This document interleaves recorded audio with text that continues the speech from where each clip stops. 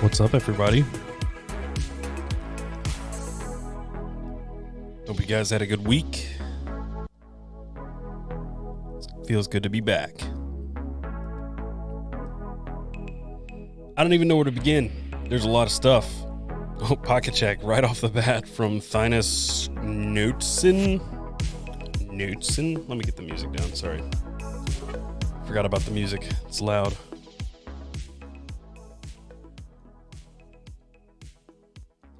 It's extra loud on my end too. Hang on.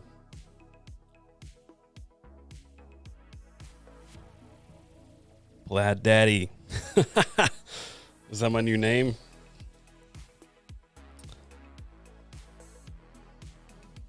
Gear related. Thank you for the membership. Another month. Says, what's up, Taylor and everyone? How are you, man? Oh no, my lights went off. Hang on.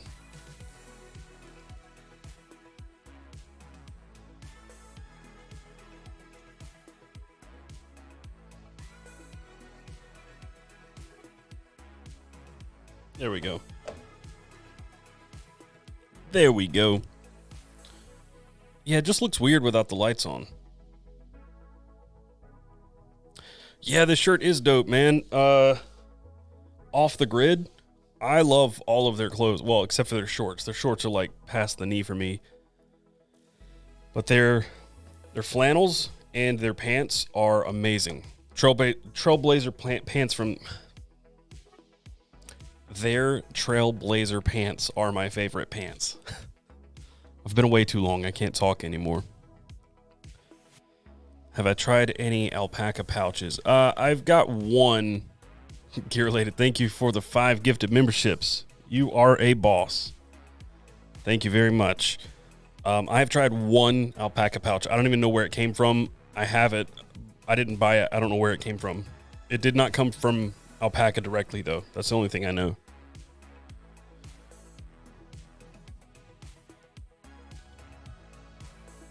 You can just say TK10. What is that in reference to?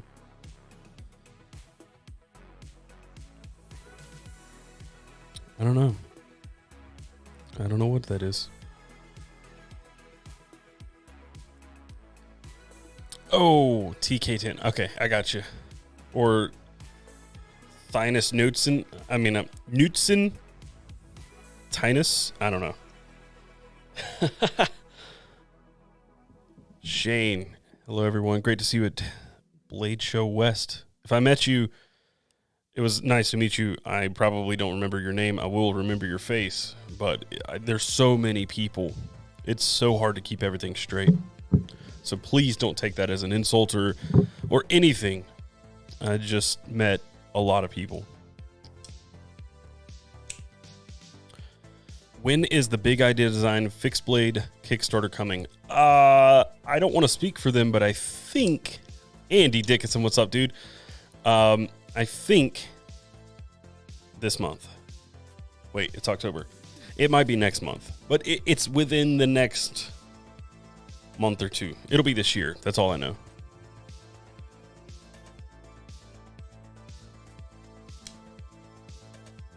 EDC NC. What's up, Sam? Thank you for the $1.99, and you're welcome for the fries. I hope you enjoyed them. Oh, you're the guy that got the number 1 of the Lookouts. Look at this. I got number 10 of 10. I don't know if we can focus on it. There we go. First 10 of 10. I do wish that it just had 10 of 10 instead of first, but I mean, I get it. Yeah, I really like this knife a whole lot. And I'm not saying that just because they sponsor the channel. I really like this knife a whole lot. Still loud.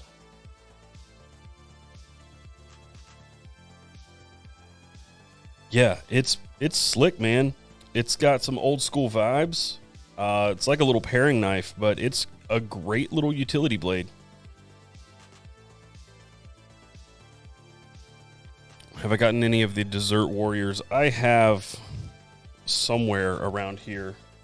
It's probably in the box, the Wiener knife. I hate it. I hate everything about it. I absolutely hate it. And I'm not saying that to be a buzzkill. I don't get it. It doesn't click. Ricky, what's up? Would I ever consider doing a UK-friendly knife roundup? Possibly. Evan, what's up, dude? It was awesome to see you, and I'm glad you had a good show. Everybody in the chat, please congratulate Essenix. He won two awards at Blade Show West. I want to say one was Best Custom Slip Joint, and the other, I can't remember. Well-deserved. Honestly, well-deserved. The Wiener knife hates everything about me, too. That's totally fine. Totally fine. Yeah, honestly. Evan deserves all of it, man. Best in show. Dude, yes. So yeah, a lot of stuff at Blade Show that I came home with. I want to be like Essenix when I grow up. You and me both, Ricky. You and me both. I don't want to like spoil all the beans or spill all the beans. Spoil, whatever. You know what I'm saying. I have an everything I got at Blade Show video coming up, so I can't show it all today, but I would like to talk to you about some of the things.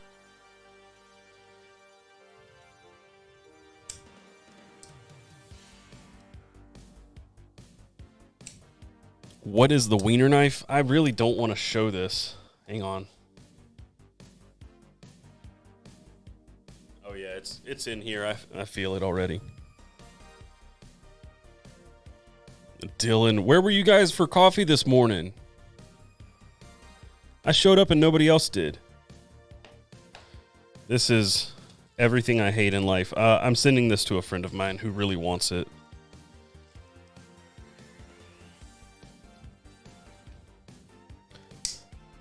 I just, no. No. This should not exist. I'm all for having fun, but this just, I don't know. It's a really quick, cheap laugh that just doesn't do it for me.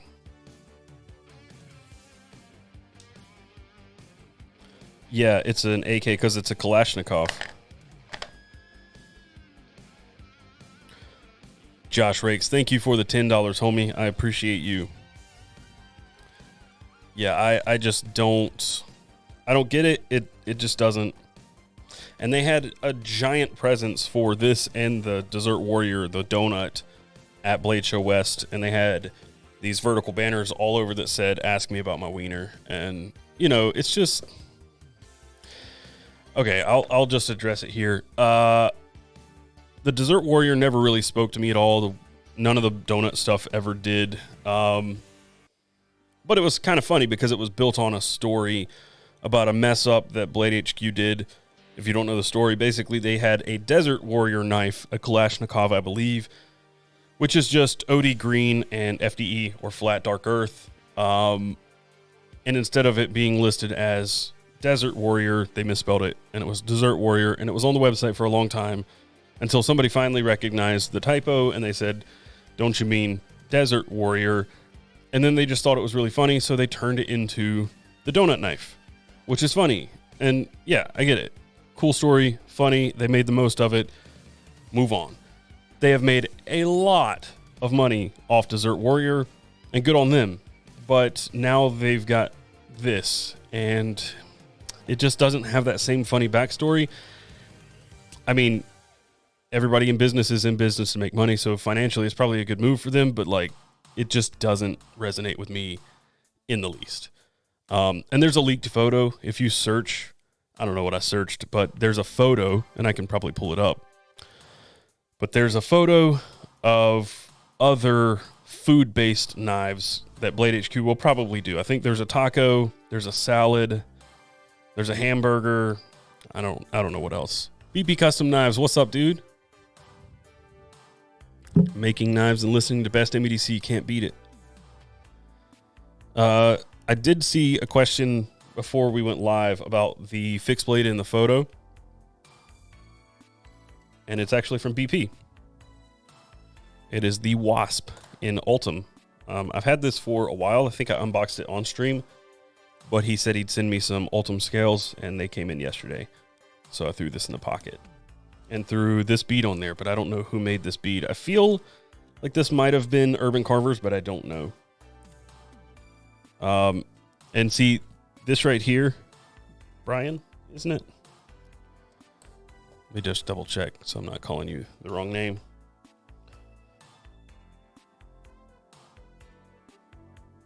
Brandon. See, I was wrong. Brandon Park is his name. BP, Brandon Park. Again, bad with names. Too many names on the roster, you know what I mean? Let's zoom out a little bit. Why are our collections looking the same? Because you keep copying me. I had to get one. So here's what's going on.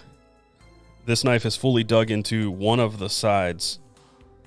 The sheath works well when you can reholster it, but I don't want to force it because it's digging in. And there's like a little bit of side to side. It feels like it's in the right position, and it's just hanging. There's a purple one around here too, but I don't. There it is. So after a few tries, it'll go back into place. But I don't think it's really anybody's fault, because it's just so damn sharp. This thing is such a laser beam, and it's just catching on the inside.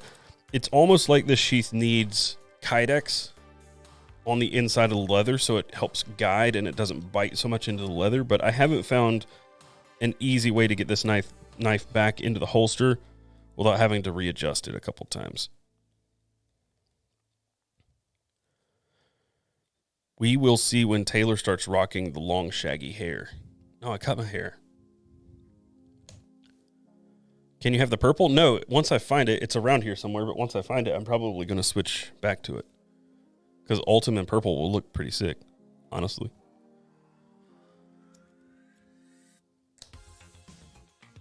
Also, how do you guys feel about the synthwave playlist? I wanted to mix it up.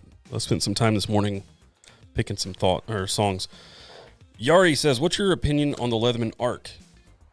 Well, I'm waiting on one to be delivered right now.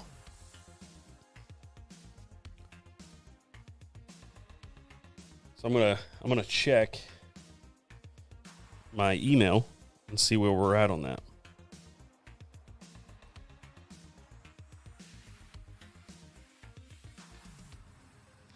Still says out for delivery. Says it'll be here by 1:50. So hopefully I can open this thing up on live stream. It's fire. You post the playlist. The playlist is built on Epidemic Sound, so I don't know if I have a way to put a link up. Member for 1 month. Ian, thank you for the membership. He said put it up for the one time. What? What does that mean? I don't know what that means.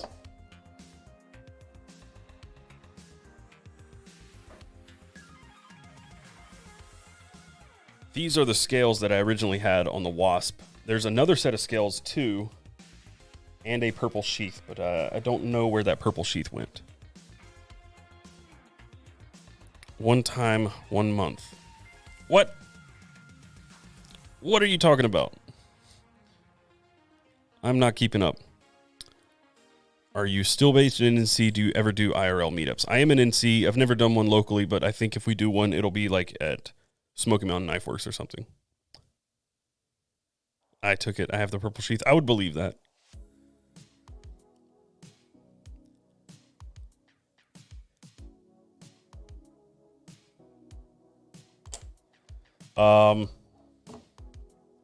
Speaking of fixed blades, since we're on that topic, I also got this. The Overland Sport from Schwartz Knives. Overland and the Sport are amazing. I'm going to be honest, guys. I have a problem. I have so many fixed blades. I just don't even know what to do anymore. That is definitely a first world problem for sure. It's overwhelming. Like, I like them all. I don't know what to carry. Taylor doesn't do street sling. The Confidante is where it's at. I don't know, man. I kind of like the Overland more than the Confidante, but I like them both. I got this fixed blade too. And I got this fixed blade. All of these within the last week. Most of them at Blade Show. This one was in the mail when I got back from Blade Show, and it is, of course, the Lulu from NAFS in raw MagnaCut. So if you don't know about this knife, this is not a special finish or anything on the blade. That is raw MagnaCut. So when the steel cools after heat treat, it gets this little stippled finish to it, which looks cool, but that's just the natural finish. So I think that's really neat. And it is so comfortable in the hand. It is perfect in the hand. I do think if he has them, I will probably pick up a leather sheath for it. I'm all for Kydex, but I don't know. This one I feel like I would put on like a drop sheath on a belt.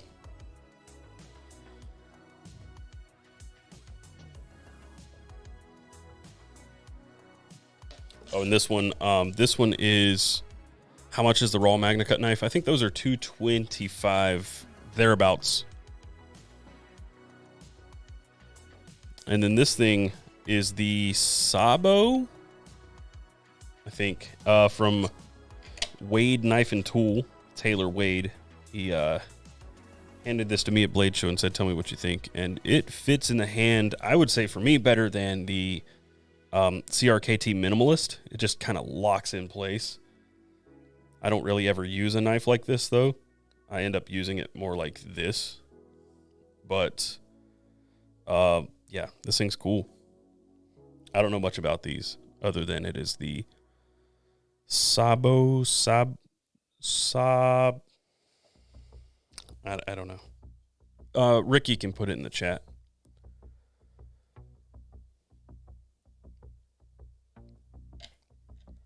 Sego. Yeah, I get it wrong every time. Sego, Sego. I kept saying the same thing when we shot the video too. It's pretty cool. Really nice little knife.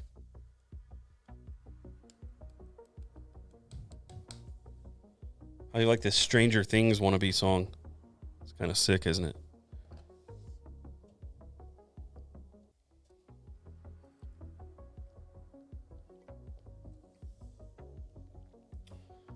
You want a link for the Sebo? Sego? I cannot remember it. I can't. It's impossible. Here, I'll look it up.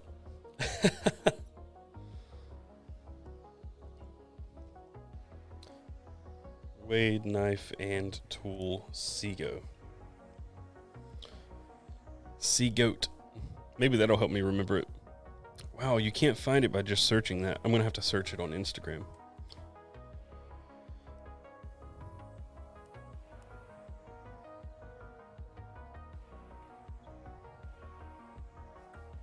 Oh, I don't think he has a website. It's just on Instagram. So here, I'll just put it up. Oh, Ricky beat me to it. Here, I'll pin it. For real, where can I cop that flannel? If you do, you should use my link. I am an affiliate with Off the Grid. I don't think I've sold anything yet because I don't think I've actually linked them anywhere. That'll take you to Off the Grid. The A link. Sorry, I'm going to pin that one. Sorry, not sorry. I can also, if you're in the Discord, there is a channel in there that will also have all of these. I have a resource channel in the Discord. But yeah, I like this flannel a lot. It's got this weird thing. It doesn't work for me because I'm a hefty boy, or as a waitress told us when we were in Chattanooga, I'm a hardy boy. So she gave us a round table so I would have plenty of room. How considerate of her. It's got this pocket in the back. They show like somebody carrying a whole 6-pack, but it doesn't work for me because I'm a hardy boy. I'm on that perma bulk, and it might be time to break the bulk soon. Yeah, she told me, not us. We had a group of 4 people, and she said, "You look like some hardy boys," but she like didn't break eye contact with me. She definitely. It's called corn fed. Yeah. Yeah. No, this right here, right now, is Chattanooga in Utah. I was always told I'm husky. Yeah, you and me both, man. You and me both. What's the Discord? It is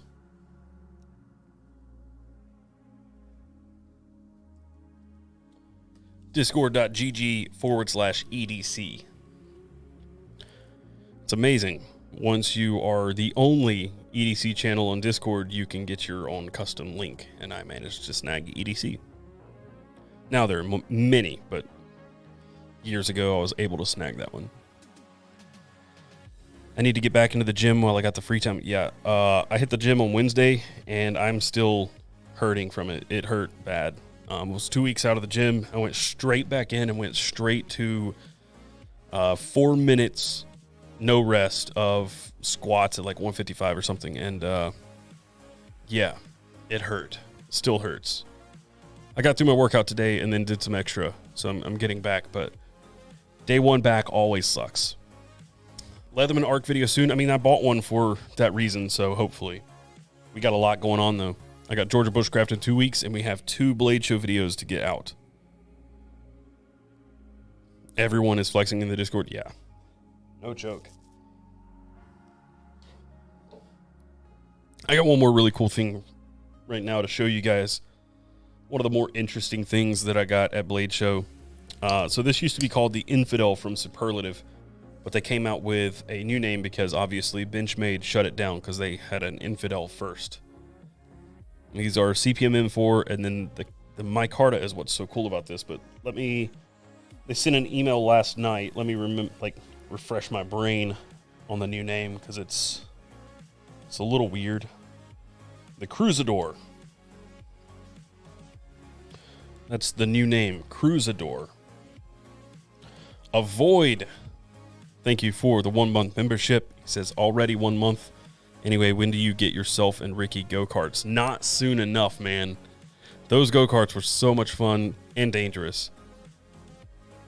Hibernation is upon us. Time to bulk up. I'm already bulked up, guys.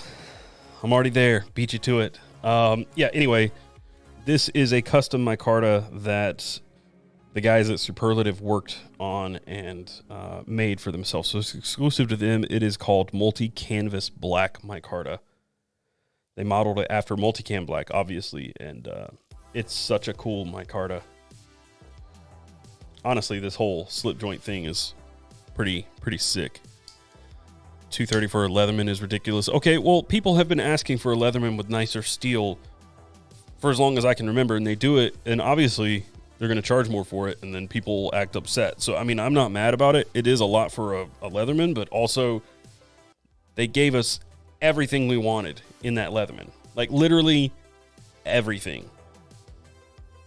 It's hard to complain about that.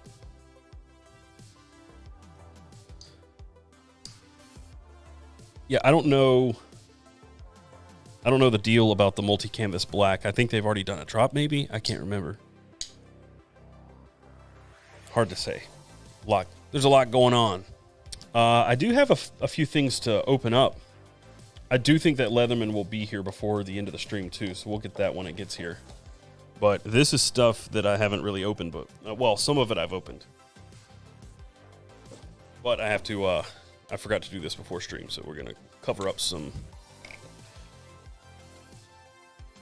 addresses and stuff.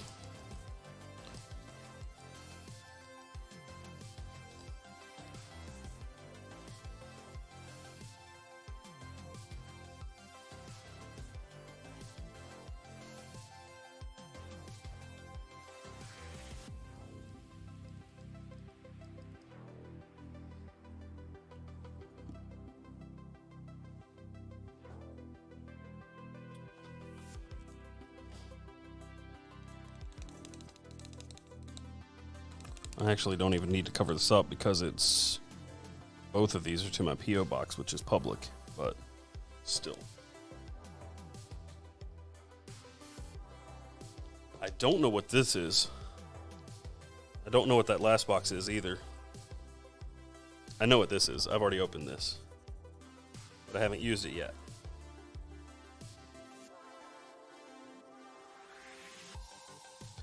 Ricky, this might have something for you in it.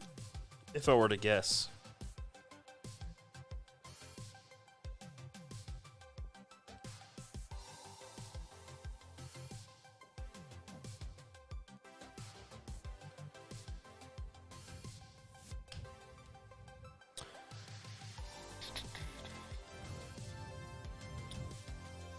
Brian Druello says, everyone asks for a premium Leatherman. Leatherman drops premium product at a premium price. Everyone's surprised Pikachu face when it's a premium price. Exactly. I mean, so here's the thing. You could make... Where did I put mine? I had it earlier. Right here.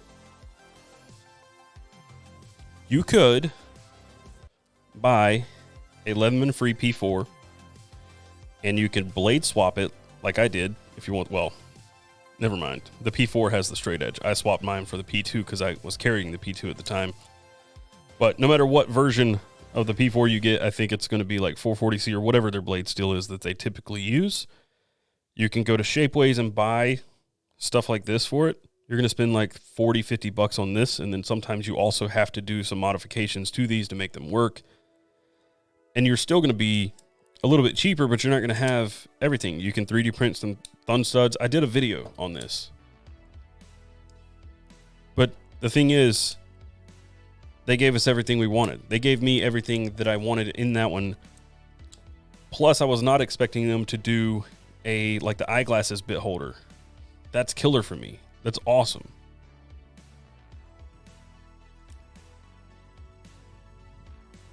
Yeah, so I'm excited for the Arc. Is it expensive? Yeah, for sure. No doubt. But this thing was just a good Leatherman if this was the stepping stone to get us to something like the Arc.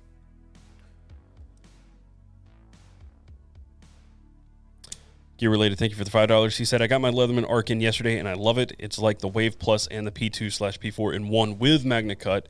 Great tool set. I agree. I'm excited for it. I really am. And I'm probably going to just throw it in the pocket and carry it every day for a long time. To be honest. It's been years since I've EDC'd a full-size Leatherman. I have lately retired my power pint. Only in the last few days. Not for any reason, like, not because I don't like the power pint. But because of this, which is another question I had at the very beginning. What is this thing? This is cool as shit. We'll open a box in a minute. I want to show you this. So, in this we have a can opener with a really sharp edge here. Here, look at this. This edge on the can opener is like a razor. It's so sharp, which means it's going to work really well as a can opener. You also have a flat head on there. This side is a wider flat head and a bottle opener.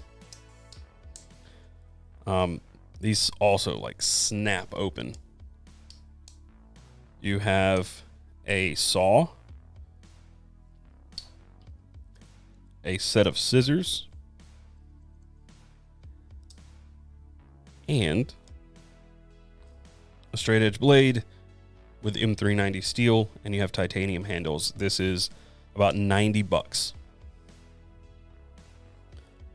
It's much smaller than a Swiss Army knife. I would grab one, but they're all in this case over here and kind of hard to get to. But it's smaller than a Cadet, and the tool set feels really, really solid. Oh, we'll get to the Hawkbill, don't worry.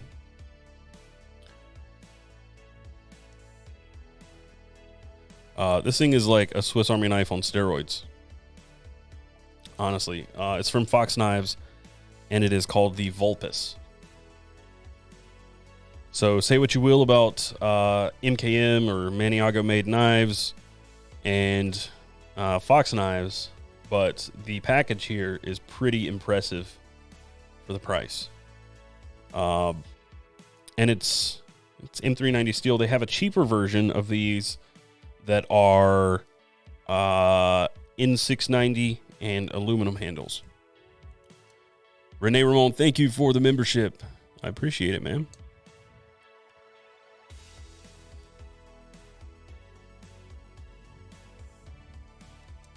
Okay. Vulpix. It's Vulpis. So it's this. Just replace the X with an S. Vulpis. Vulpis. Okay. Let's talk about this.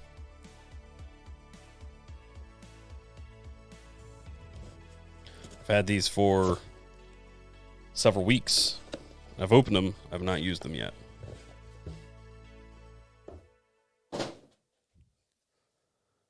So I have 2 of the chef knives from Vero. I have a utility. They're both in the same configuration. But this one is ebony with a stonewash blade. That ebony handle is honestly sick. I am curious how the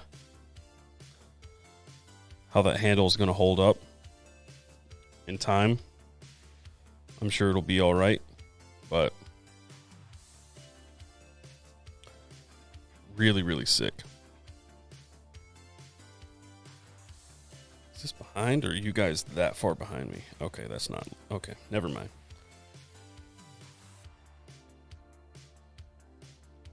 Let's get the chef knife out. Am I going to EDC these chef knives? Hey, maybe. Don't tempt me. I might. So basically the same thing, just a wider blade. So utility and a full-on chef. I don't think I can hold these both in my hand at one time. There we go. I'm excited to use them. I just, I'm not sure what Joseph wants to do yet. We had talked about some stuff, then we didn't do what we talked about, and before I beat him up in my kitchen, I figured I would confirm with him what we're going to do.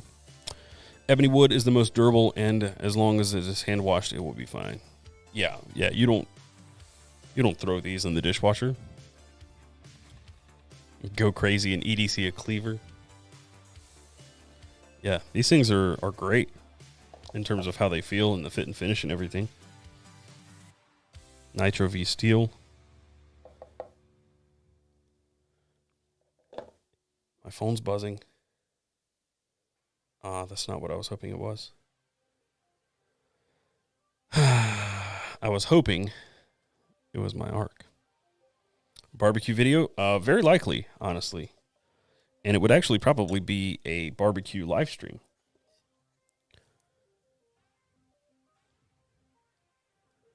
Nobody should trust Ricky with chef knives anymore. I had to teach Ricky how to make Pop-Tarts. And I don't mean like make them from scratch. I mean like how to use a toaster oven.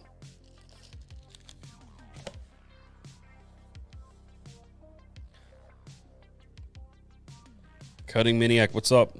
Glad you could make it too. Thanks for being here. Thank you all for being here. I appreciate you guys. I was worried that nobody would be here because it's been 3+ weeks since we've gone live.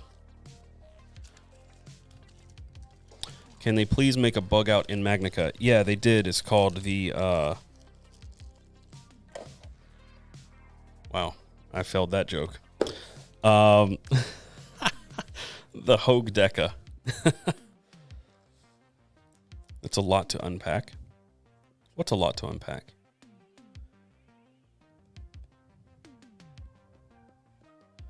Yeah, I hope I can do a barbecue live stream at some point. That's been the plan for a very long time, and I've just never pulled the trigger. All right, let's take a look at this. I don't know what this is. I did cut the tape. I was opening it, and then I was like, wait, I'm live streaming. I'll wait to open it on live stream. So I cut the tape, but I didn't actually open the box. It is from Ukraine, from Vitaly Hilovich.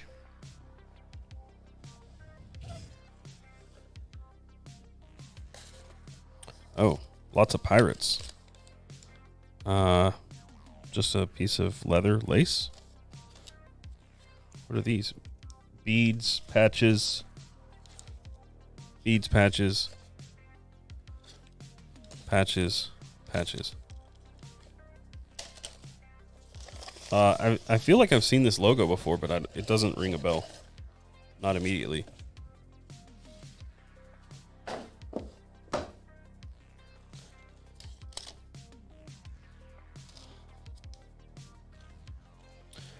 I don't think it's condoms. Pirate goods. That rings a bell. I got an assembly mat. Oh, yeah. I remember this thing. there anything down here? Oh yeah, there's Smiths. I have quite a bit of this Smiths because I also sell Smiths. So I got a lot of Smiths. Is there a note in here? The shipyard is what it's called. That's what it looks like when it's open. I have seen these before because I was also in the process of making my own leather maintenance mat. And then I saw this and I was like, oh, that's better than what I'm making. So I stopped. Huge fan of Best EDC here in Ukraine. I've always admired your work, the work you do and the community you've built. Super glad that Ricky showed you some of my products I'm sending over the shipyard, currently the flagship product in my shop. It's built to cater to passionate EDC enthusiasts like us, offering the perfect workstation for maintenance tasks and looking pretty photogenic in the process. Hope you find it as handy and stylish as I do. Then short description, it says this shipyard is made from several leathers, Maremma and Tartufo. Okay, those are new words to me. Maremma is a 100% vegetable tan leather made in Tuscany. It is treated with oils that give it a nice, soft, warm touch to the surface and a beautiful pull-up effect. Tartuffe is a fine vegetable tan leather from gold-rated Italian tannery Conceria Il Ponte. Two tones finish creates beautiful color, texture, and variations. And in the final, we have whiskey for the exterior, tobacco interior main frame. There's whiskey for the inlays, and it's sewn with linen thread and a color caramel and built-in neodymium magnets. I'm sure you've seen tons of messages every day, so blah, blah, blah, blah. Message me. Just realized there's a phone number. Sorry about that. And I've arranged a discount with the code BESTMEDC. They can save 20% on their first purchase for any product from the shop. That is pirategoods.shop. Really cool. So, sounding like Jeremy. I will never sound as bad as Jeremy. So if you want 20% off, Best MEDC, we'll get you that on your first purchase. Oh, and there's a sticker. A couple stickers. Oh, they're $400. Wow. That was another thing in why we did not pursue the maintenance mat that I had been working on, is the cost was going up. Not $400, but it also was not this complex.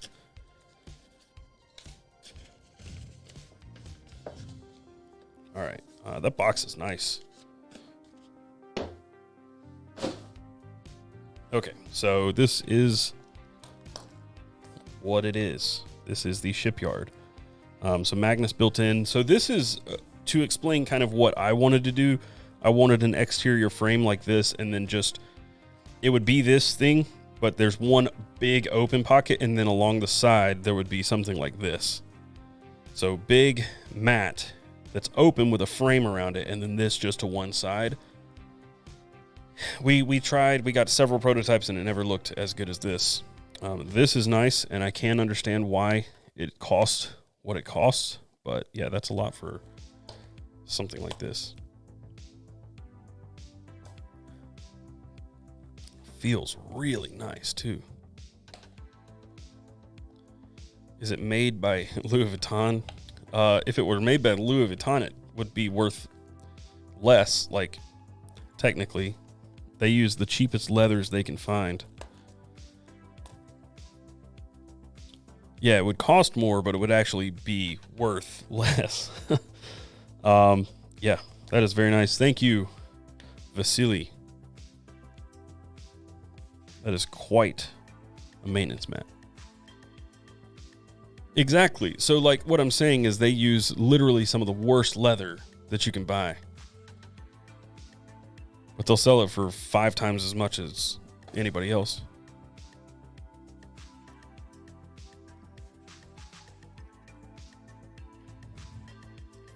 Yeah, I would not say that seeing this thing online would do it justice. It feels so nice. And then this interior, man, it feels ridiculously nice. And there are your differences in the leathers. I can imagine how tough this would be to make though. The burnishing on it is really nice as well. This is a really nice piece of work. And you would have to really like it to spend $400 on one. But very, very, very nice. No doubt.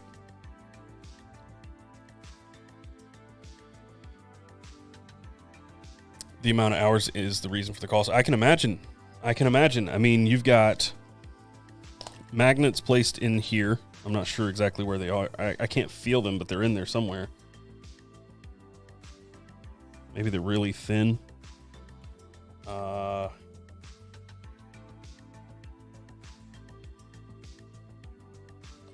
right there. There. And I imagine there too. And then no magnets here. So this magnets in these 4 pockets. You've got 1, 2, 3, 4, 5, 6, 7, 8, 9, 10, 11, 12 stitch lines. Did I count that right? 1, 2, 3, 4, 5, 6, 7, 8. Yeah. And then 4 snaps. And those snaps have to go on before you sew on this outer, which means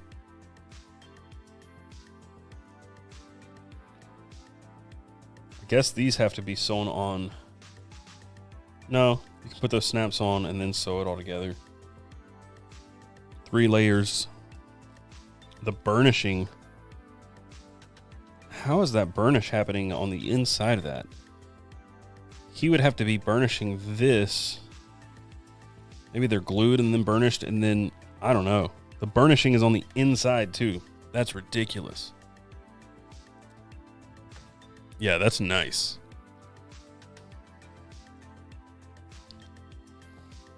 Oh, no, I agree with you, Happy Haptics. It's a lot for a maintenance mat.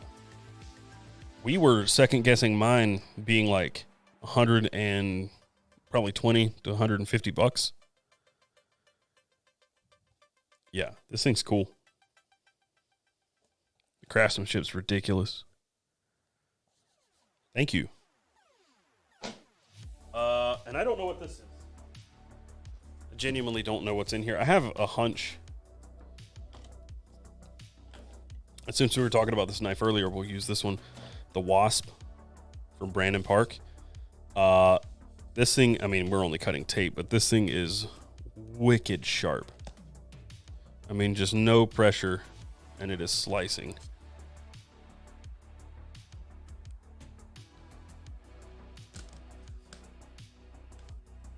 Just look at that. It's like ASMR for knife guys. You can't hear it, but you know it's doing its job. It's right here.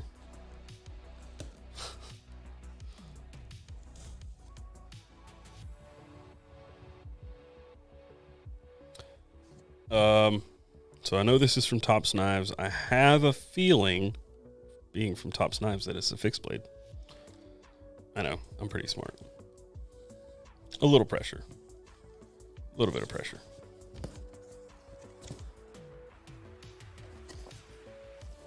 I have so many Tops Knives hats. In fact, there's one right over there. I have 3 of them at home. Got a catalog, another sticker, and 2 knives. Ricky, it does not look like you have one of these.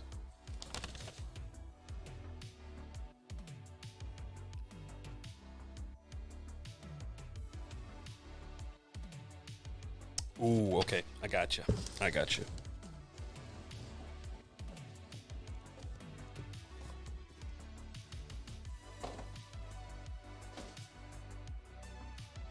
Oh, packing peanuts are the worst. All right. This one's pretty cool. I haven't even seen it. I love Tops Knives, honestly. I've only had a few, but they've been really good. Oh, yeah. Look at that. You guys know what this is? Oh, and they come with like their own discreet carry clip. Oh, that's different, actually. Interesting. Bull trout is nice. I do have a bull trout. This is the El Pinheiro from Ed Calderon.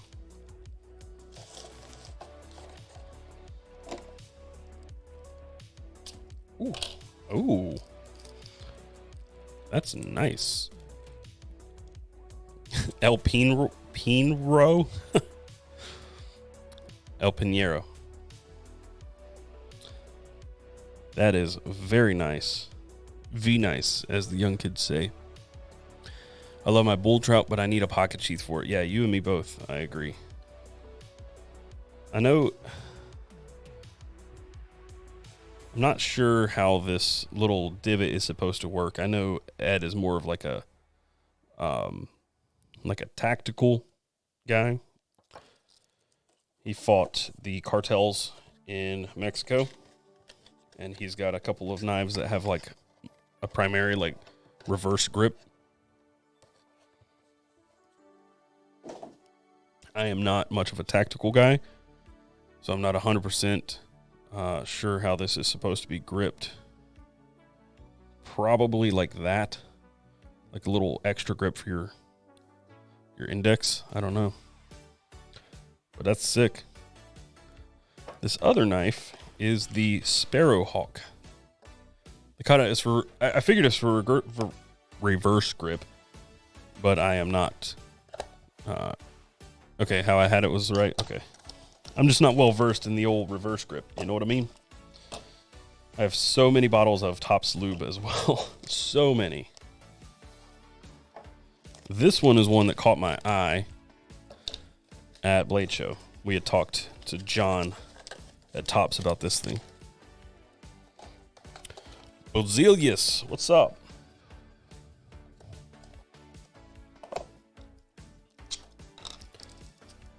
I have too many fixed plates now. But look at that. Itty bitty little neck knife. That's pretty sick. That is the Sparrowhawk. In fact, I'll just go ahead and throw this one on the neck. Why not? Topps Lube. Ian, I'm going to be honest. I don't know what you're talking about most of the time. Cute. I'm going to have to... Oh, I'm an idiot. Hang on.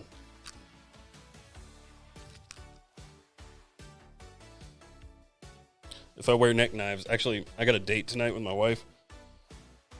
I'm going to keep this thing inside my flannel until I need to cut something open, and then I'm going to whip out the neck knife. She'll never know. She'll be like, "Can you cut this for me?" And I'm going to be like, "Absolutely." And then she serves divorce papers when we get home. She's over me and Ricky for sure.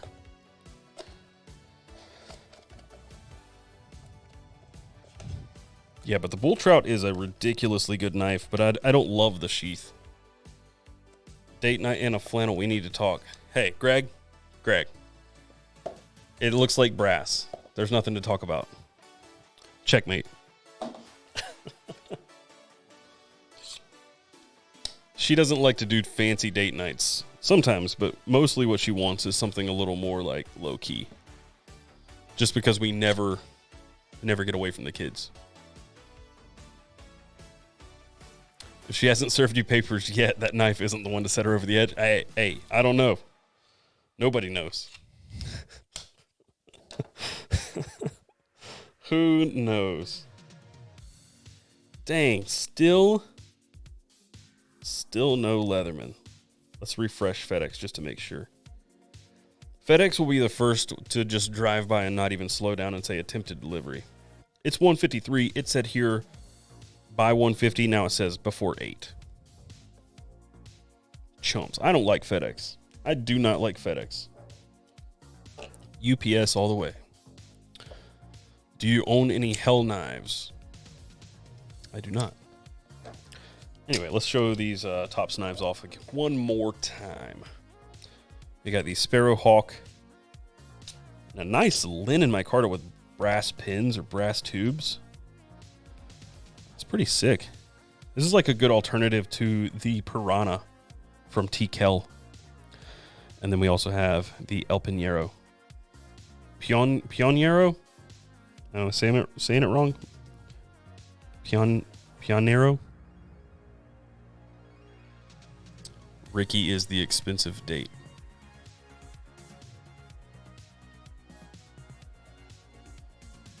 Yeah, this is a cool little knife.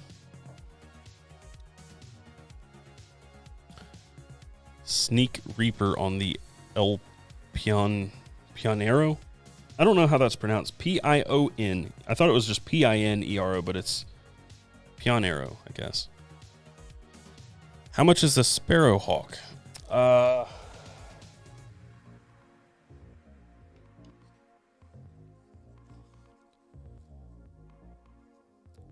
Sparrowhawk 120.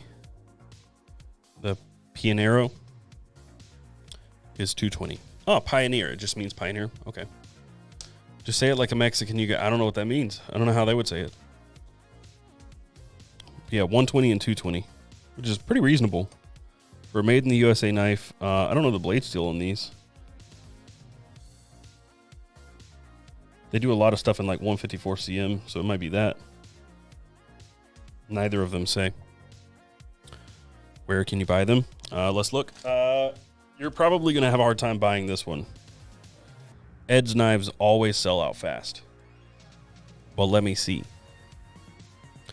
RoboGlock, thank you for making it. Piniero. Piniero? I don't feel like that's right. Either that or 1095. Yeah. Let's take a gander.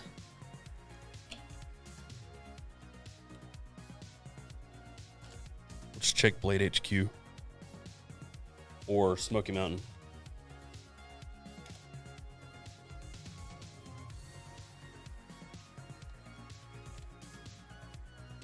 Oh, it's $80 on Blade HQ for the Sparrowhawk.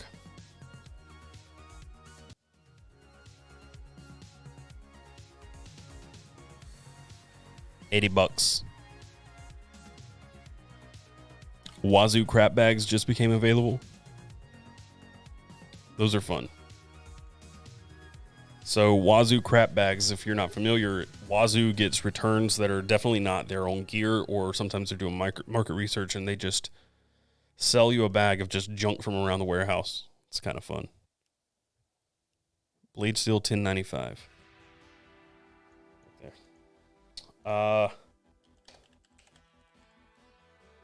See if they've got it. Oh, it is in stock at Blade HQ. 150 for this one. Let's do this.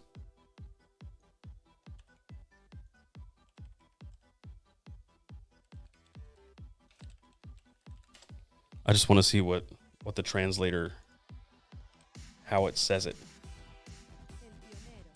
El Pionero. Happy Haptics, you were kind of close, but not quite.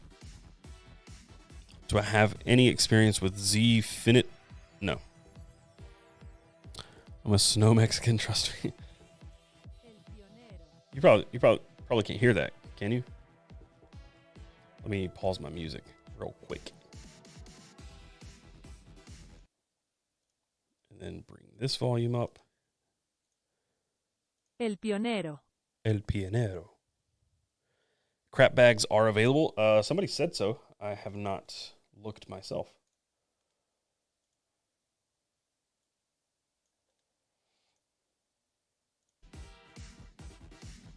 All right, let's go to more chill music. This synth is, I've been listening to it for like 3 hours.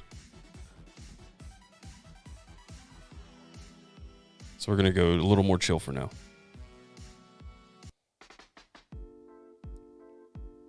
Actually, let's jump to the song that everybody loves. We always get questions about it. Top of the top. Let's look at Wazoo.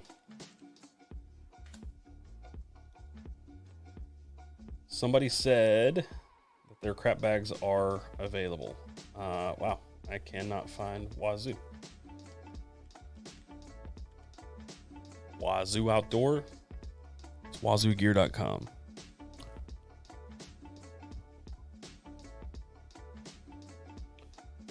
Where would their crap bags be?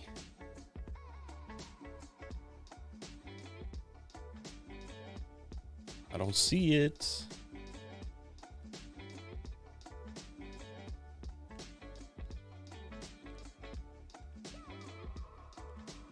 I don't think they have Wazoo as their Instagram. I think it's Gearco. They may have changed it. Oh, that's right.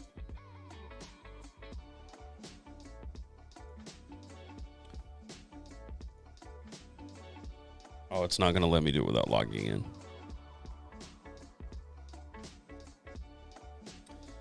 Well, dang. Let's look from my phone real quick.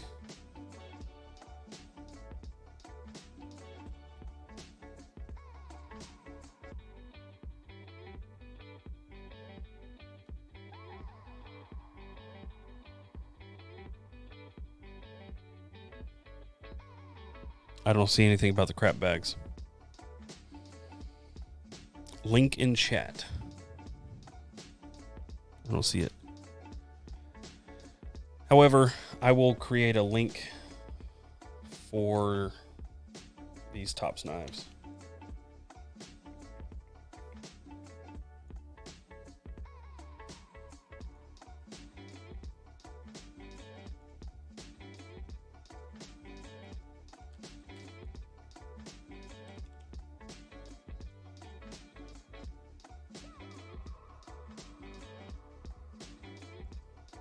Actually, I'm going to do it from the other.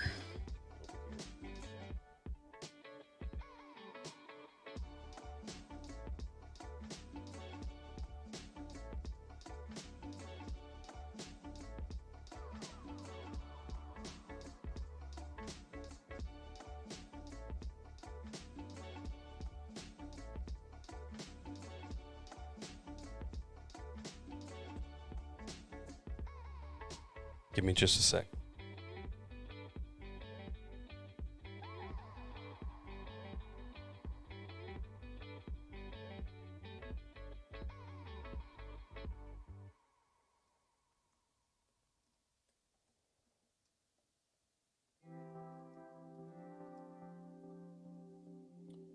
There's the Tops Sparrowhawk. Put that in the Discord.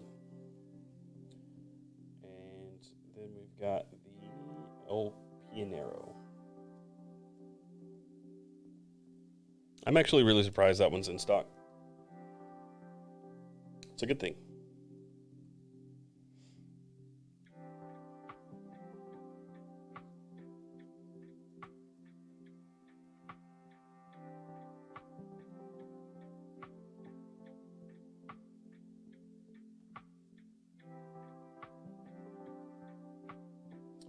Oh, there is a crap bag.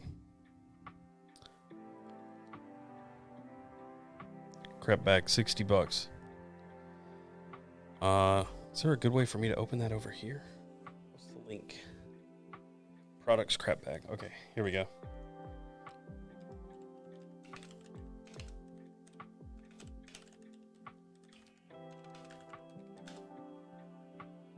There it is.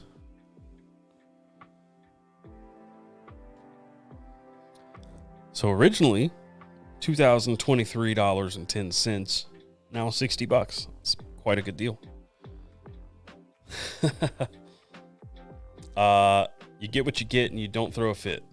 That's product information. What is it? It says you could call it a pig and a poke, a mystery bag, but we call it a crap bag in order to make sure there are no misconceptions, expectations, or misgivings about what you'll get. Sometimes it's slightly fraud products, prototypes, knockoffs, free stuff we got, broken products, a random piece of cordage, a t-shirt, or a tissue. Are they all the same? No. What do you do with it? And what's inside? Yeah, it's just a bunch of random stuff. Some examples of past crap bags. I wouldn't be upset with 3 of their cash hats or any of their products. We sell some of their products because I like them so much and they're good people. But if you're interested, hang on 1 second. I can copy and paste it.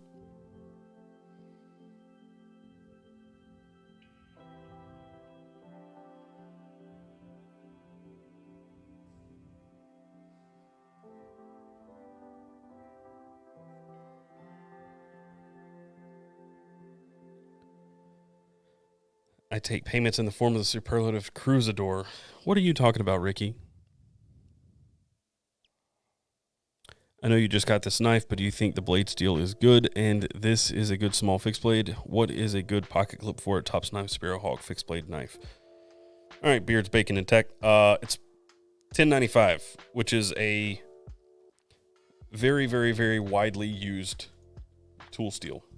So it's not stainless. They coat their blades.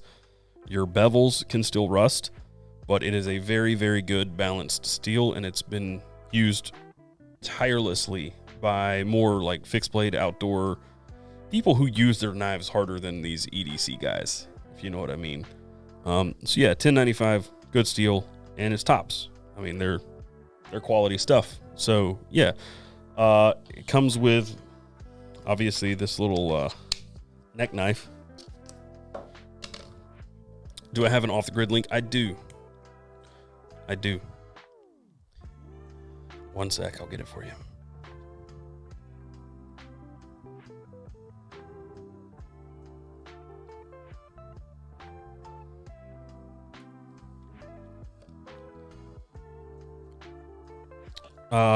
So for pocket clip options, you may be limited with like some of these discrete style clips. I don't think I have another one up here. I got one right here.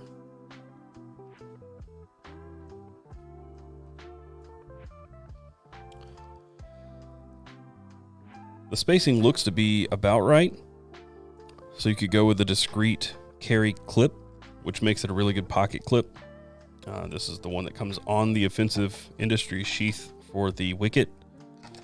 It is riveted in place, but you can buy these clips separately for like $4 or $5. So that's good if you want like a pocket clip. You can also go ulti clip, which will definitely fit because they have variable lengths to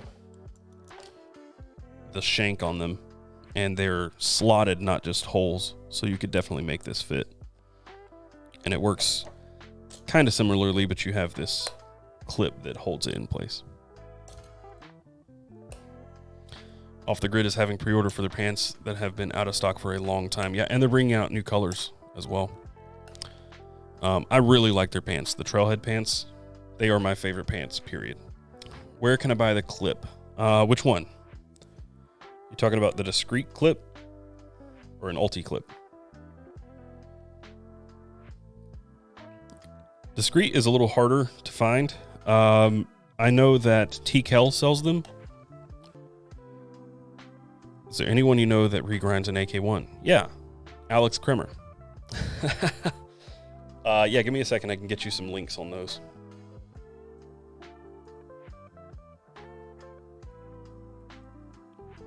Just a second, please.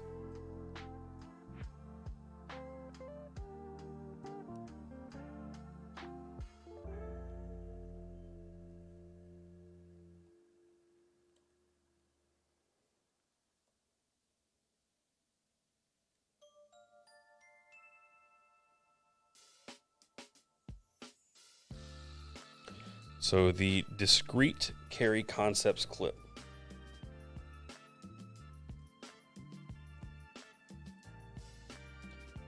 This is this style clip. TKL sells all sorts of different configurations for them.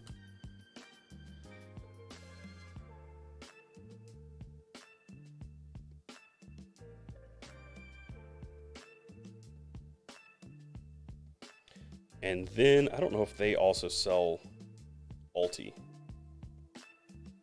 They do not. Ulti clips you can find on Amazon.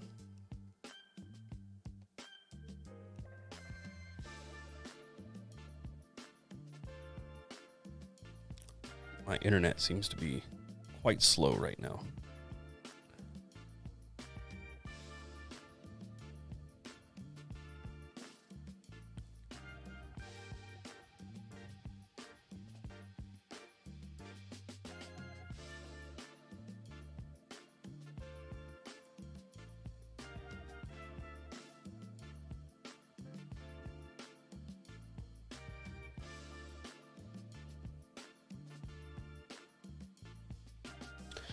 There you go. Hope that helps. What is my first ever EDC knife? I don't know how to answer that. Because, I mean, I carried a knife since I was a kid, so it would probably be a Barlow brand slip joint. Lucas, I was making a joke because obviously Alex Krimmer regrinds them, but I don't know who else would. Tactile turn, click pin, or Nottingham at tactical tie button. I've never had a Nottingham at tactical anything, so it's hard to say.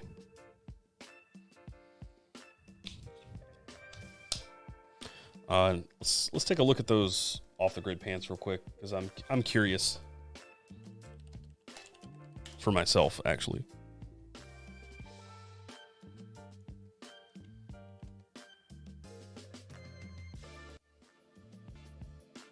Pre-order Trailblazer pants. Tapered and standard fit. I prefer the tapered. New and improved features. I love these pockets. These like 3/4 pockets. So you have a back pocket up here, and then you have this that's more on your hip. And then these are super, super sturdy, double layered canvas. I never, ever, ever use this pocket on those pants. But I do use, there's some side utility pockets right here that I use all the time. These pants are awesome. And they're gusseted. After you go gusseted pants, it is hard to go back. Pre-order the Trailblazer pants. $98.50, but they are so good. My code, if I'm not mistaken, gets you some money off. Maybe I can't remember. I can't remember. Don't quote me on it. But yeah, their pants are awesome. And worth it. I need some green, these black, and this deadwood. Pavement. I need all of them.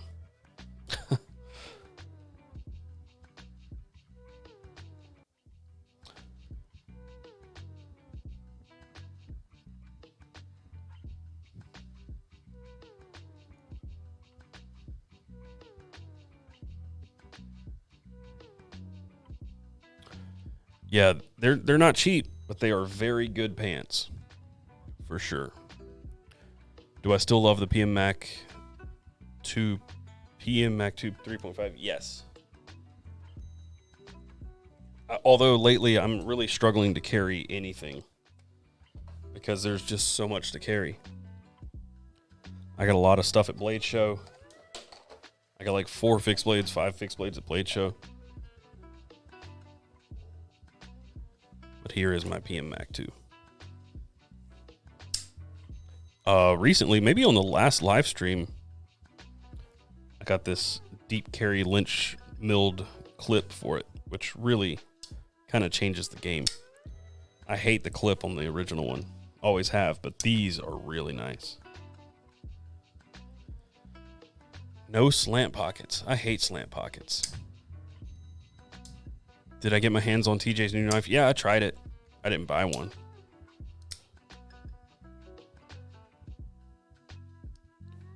Can we just talk about this for a second, though?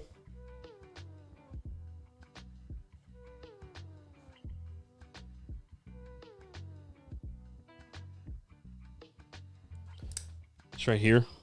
The G10 Mavericks. These things are awesome, honestly. I have a titanium Maverick, and it's okay. This one, I like it a lot. Do I ever carry a Sabenza anymore? Not really. Honestly, no. If I carry a Chris Reeve, it's usually going to be the Umnumzon. But love or hate the Maverick, this is a huge step up, and I don't know what it is about this that they improved so much, but it is, and Ricky agrees because he's had some Mavericks too, but this thing is so good. And people talking about the action sucking, no. It doesn't. I mean, look at that.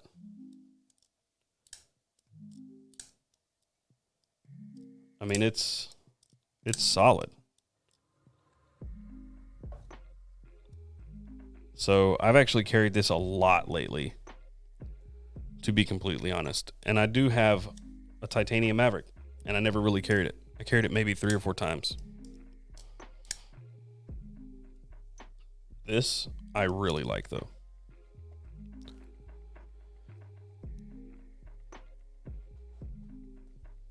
Juan says, are you going to pick up the new Leatherman Arc? Yes, I have one on the way right now, out for delivery, and I hope it gets here, because if it does, we'll open it up on live stream.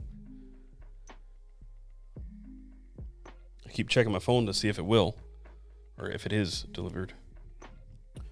Do I carry a full-size flashlight? Not really. I typically carry CWF Micro Arcadian or DC0 or the CWF Peanut. I have been carrying the Phoenix PD25R a little bit, and also, I don't know where it is, but the Wubin, I can't remember the name, the model number.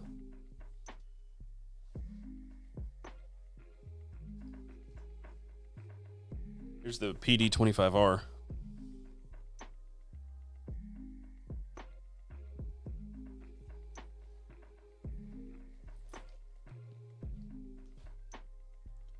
And here's the Wubin. X3.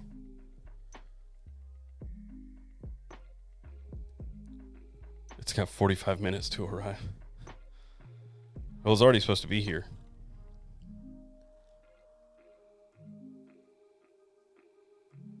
So the only thing with this, and it's just a limitation of all this thing can do, but the clip sucks because you put this thing in your pocket and it sticks out this much. And there's no good way to go about that, because I like that the clip is oriented in this position because you can stick it on your hat, right? So it's just a limitation of how much stuff this flashlight is trying to accomplish, because you get red light. So you have a low mode at 1 lumen. Double click for high, you can hold and you have red, and hold again and it goes to lower. It's got memory, so it just depends on which one you were in last. Triple click is a strobe, and 4 clicks, is a lockout, and then you have wireless charging here. It also has a dock that is USB-C. So there's a lot going on here and a lot to like. It is a little bit bulky, but the clip is the thing I hate the most. Lancelot Leather, thank you for the $1.99. Did you get the package I sent you? I'm gonna go with no, because I don't recall anything. But yeah, there's a lot to like about this flashlight, but it's a little bulky. And I love the PD25R. I just wish that this thing wasn't green. It's got a green cast. You see that? So it's harder to see on that. If you look at the keyboard, this is pretty neutral. This is very green at really low brightnesses. It works, but I just hate how much that has a green cast to it. And it goes away as it gets brighter and becomes very neutral, but not until you're almost at like full brightness. So still green here, and it goes neutral there, and then there's one more mode and it starts over. So the lower 3 modes have a green cast, and then it goes neutral. So if they could get that fixed, this would be probably one of my favorite affordable flashlights, because it's also USB-C. And it has the 2-way clip. I did see your message, Sam, about the TI Rook. Did I ever try the EDC 27 from Nightcore? No, I did not. But on the topic of what I titled this stream, I guess we could get to that now that we're like an hour and a half in. I kind of want to start over because I have so much stuff, and I tend to carry the same stuff all the time, especially when it comes to like knives and flashlights and my wallet. I've changed my wallet twice this year. And it's almost always either an OpenSea wallet or the Rustic Heirloom Hitchhiker. So I feel like I should start over. I'm not selling all my gear off because I got a lot of stuff I love. But I do want, like, for example, this has been in my pocket almost every single day for several years now. This is not this specific one because I've lost them and given some away, but I always just immediately buy another power pint. But like today and for this week, I've had that Vulpes in my pocket. So I already miss pliers, right? I already miss having pliers. Check out the RC slider wallet. It's really growing on me. I don't know if I want to do that. Hang on. I got another package. Hang on. It's already open, but hang on.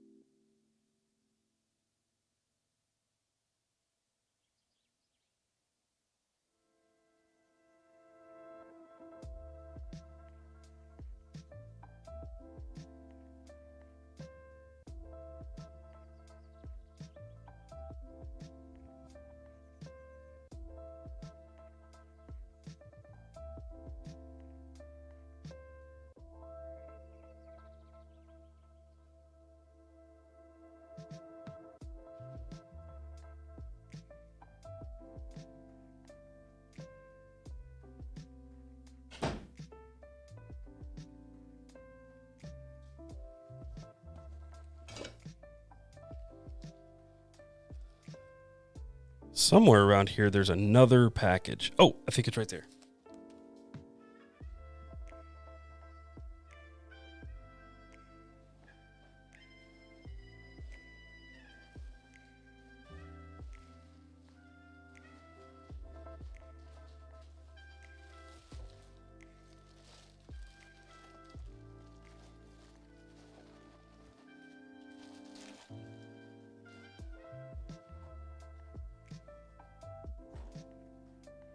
That wasn't it.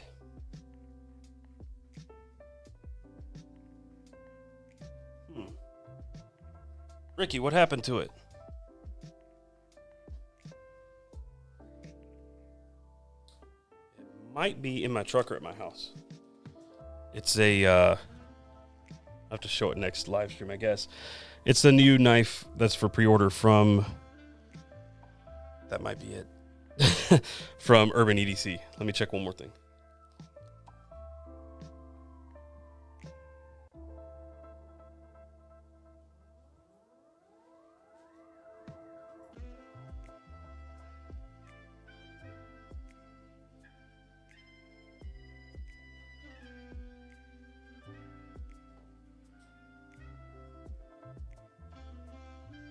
That wasn't it either. I don't know where it went. Gear related, thank you for the $4.99. You're out of control today, man.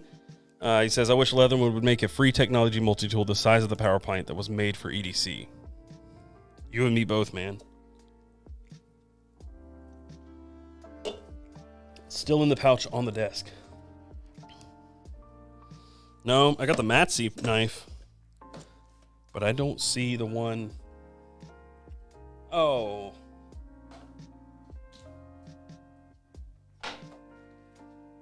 There it is. I moved it earlier.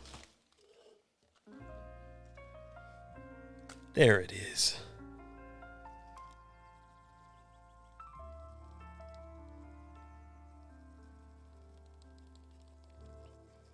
My offices are out of control. We've been all over the place. We've been working just wide open for months. I need to take like a week and just deep clean everything.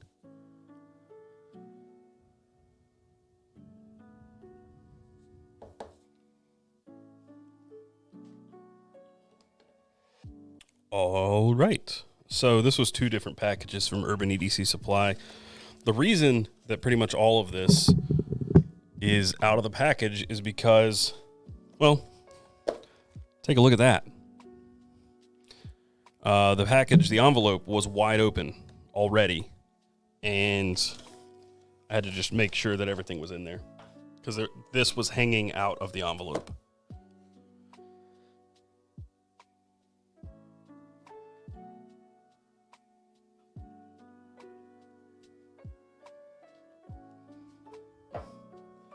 So let's start with this since I'd looked around for it so much.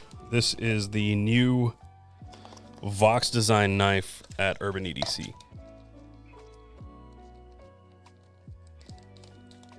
Ricky coming in clutch. All right, what is this one called? I think it's on this. The Becero. So this looks honestly a whole lot like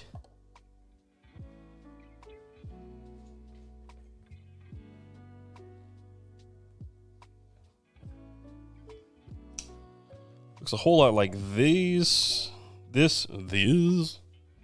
I can't get to the other one. It looks like the F5.5 and the Ace Grand had a child. That's what that knife looks like. But this is the Becero. It comes in some different configurations. The blackout is okay. Not my first choice. We can pull it up.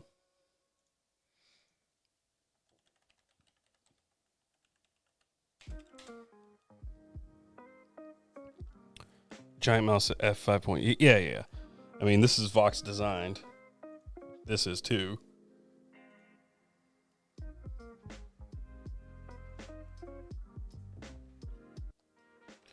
So $239, solid price point. It comes in this same configuration, and then it also comes in like an acid wash natural with black hardware, full titanium version.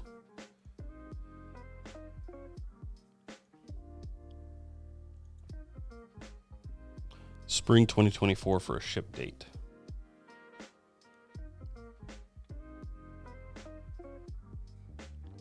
All the Vox stuff looks the same. I understand having a design language. Shit's getting played out. Yeah, stuff does look very, very similar. Makes you wonder like why there are so many designs. I mean, if people keep buying it, then he should keep designing, I guess. But for me, I mean, it has better ergos than the Ace Grand. But I keep coming back to Old Faithful.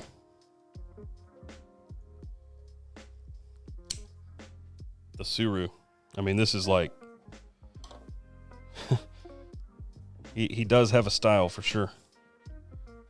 And there's something to be said for that, right? I went to the Wii booth at Blachia West. I picked up 3 different knives, and all 3 of them were Ray Laconico designs. And I didn't know that when I picked them up. I just was gravitating towards them. Wish they made a lefty. All of these knives are lefty. Fight me. Look at this. Oh. I can operate this left-handed just fine. Fight me. The only thing is the pocket clip. Yep, I'll agree with you there. But what I would do is if I were a lefty and I like knives, I would just put this in my left back pocket instead of my front pocket. It's not that big of a difference. It's not really out of the way. It's not a hindrance in any way. And I can still use the knife just fine. In fact, I am partially ambidextrous. There's a term for it. I don't remember what it's called. But I do a lot of tasks with my left hand. I do a lot of other tasks with my right hand. I interchange them, but not for everything. I can't write right-handed, but I write left-handed.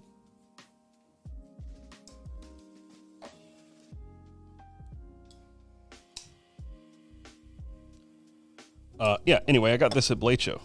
I didn't even know they were still making the Suru. You like never hear anything about it anymore. And we were at Fox Knives checking out the Vulpes, and I said, hey, what happened to the Suru? And they're like, oh, we still have it. They pull it out of the cabinet, and they pull out all the old standard models, the really holy aluminum one, the carbon fiber one. And then she was like, we also have this one, which is a liner lock. And I was like, oh my God, you have a micarta Suru. I have to have it. This model is very near and dear to my heart. It is ergonomically one of the best knives ever. It is kind of thick behind the edge, but it is a workhorse of a knife. And I just like it. Aesthetically, ergonomically, I like everything about this. And it's a blade steel that I didn't even know existed until I picked this up. M398. Can you see that?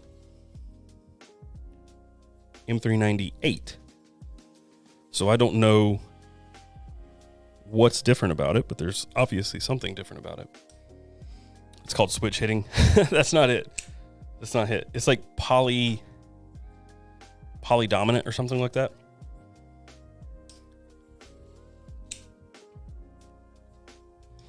Anyway, that's the Becero. One of the biggest differences is that this one has like a really tiny flipper tab that almost completely disappears without having to have a kickstop. So that is a pretty cool design. It's a nice knife. I just wouldn't personally choose the totally blacked out version if I were to own this knife. And I don't like this clip. I didn't like this clip on the F5.5.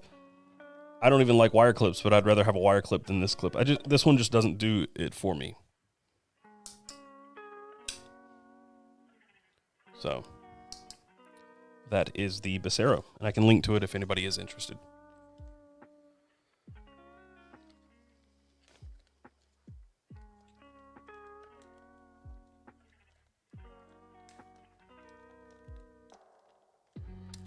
In Portland, polydominant means a whole other thing. I can believe that. Anyway, let's put this up and move on to these other things. We have several weeks worth of packages. Let's get this one out of the way. Great product. Freaking horrible job by USPS. Am I lagging? Kind of looks like it. The internet's been on the fritz here.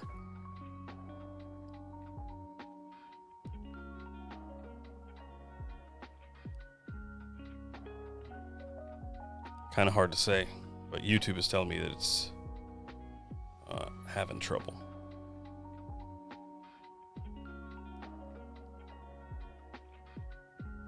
Okay, now it says we're good. So if you're not familiar with what this is one of the coolest flashlights ever made, basically. Look at that. The COA is all bent up, too. Absolutely shameful job from USPS. Have a good one, TK10. Look, I remembered. One of my favorite flashlights, because here's the one that has been in my pocket a lot since Blade Show. As you can tell. This is what it looked like new. And this is what mine looks like. Just gets tossed around all the time. People say I don't use my stuff, but like anything that actually gets carried from me or by me for more than a couple of days tends to look like this. It doesn't take long. It's not abuse, it's just that I do use my stuff and I'll just toss things down. The reason you see knives that all look pristine on this channel is because I have hundreds of knives and I rotate them pretty regularly and nothing ever really gets a whole lot of wear. Plus, I don't do anything from day to day that's really hard on equipment. So a lot of my knives just never see really, really hard use. Just is what it is. Yeah, the Peanut is such a good flashlight, though. I'm not going to bother putting a battery in that one. We may end up giving that other one away because I already have one. I don't need two.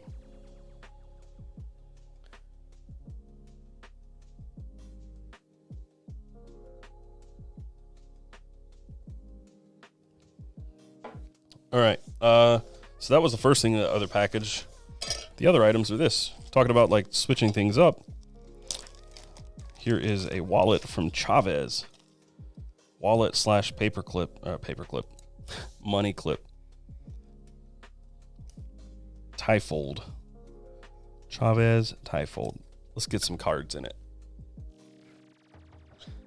You could just have Ricky throw it in the box with my Akaso. I could. So imagine cards go in this side. Oh boy.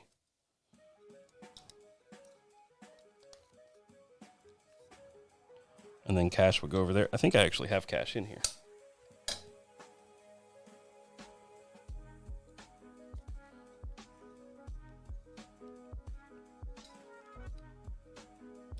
That NAF's lander saw some hard use. Yeah, it did. It sure did. I can't wait to do another video like that.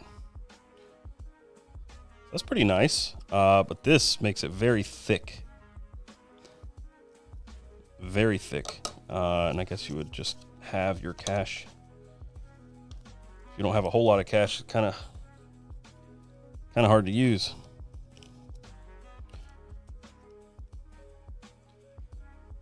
It's a little thick for my tastes.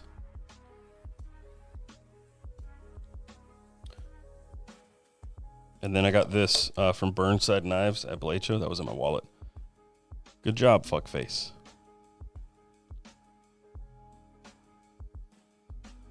I don't know why, but he said, "Here, give this to your kids."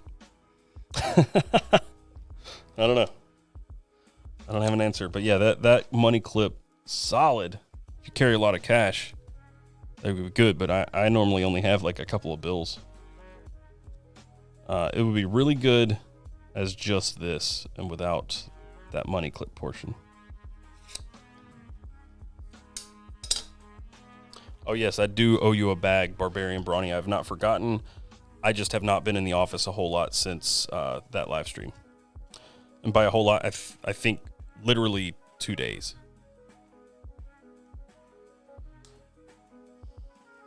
So next week I'll send all the giveaway stuff out. I got a couple of things to send.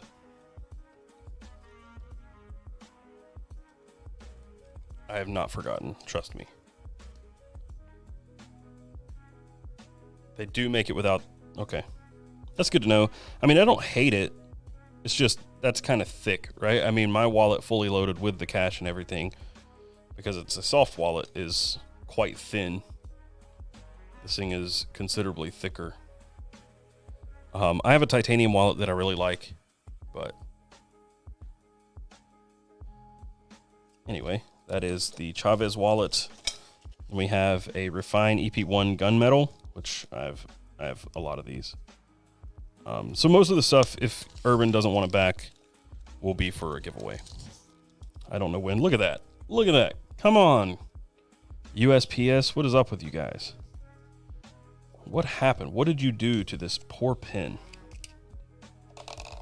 If you're not familiar with Refine, they make pretty decently budget-friendly bolt action pins. I think they're good. I've given a few away to friends and family because I've got a bunch of them. They're solid. The only problem I have with them, this right here I think is a T6, and the actual part of the screw, I mean, look how loose that is. I can just do it by hand. This stud coming off the screw has snapped on 3 or 4 of my Refine pins. So they just need to step this up, make it a little thicker and stronger because it does snap off. So if you have one and it's never happened to you, good. If you have one and it's happened, just know you're not alone. It's happened on 3 at least of the ones I've had. My mom, it happened to her. I gave her one and it broke off. But yeah, just beware. I think they're pretty good pins, but they do have a tendency.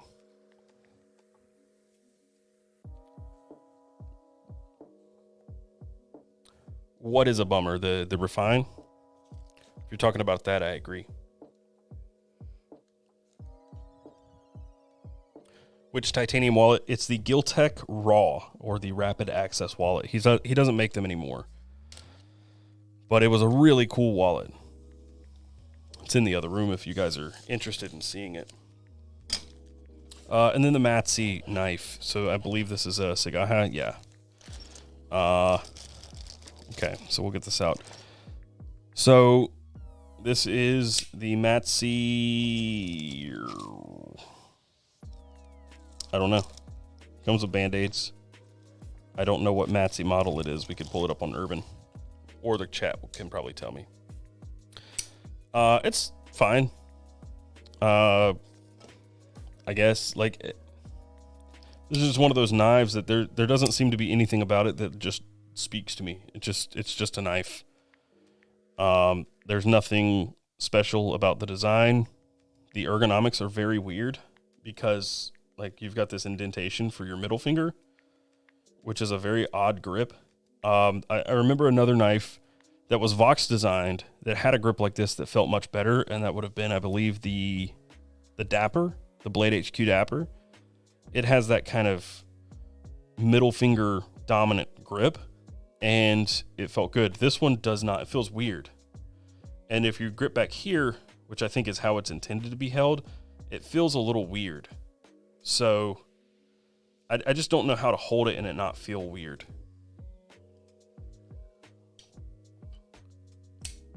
And I don't know. It's just like, to me, it looks a little bit like a Vero design, but just not as ergonomic, I guess. I don't know. I mean, I'm not hating on it. It's just, this does nothing for me, personally. Yeah, like 10 times out of 10, if I have this or a Synapse, I'm going to go for the Synapse, which are very, very similar knives. It just, I don't know. It's not it. I have a Strike. Somewhere over here. I think I put it in this case.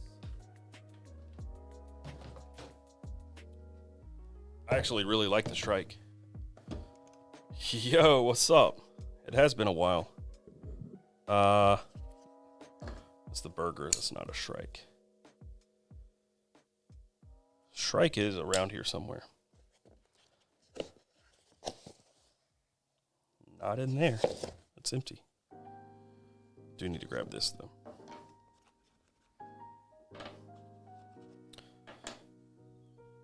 The knife that was basically a mini Sabenza is the Shrike. I'm looking for it.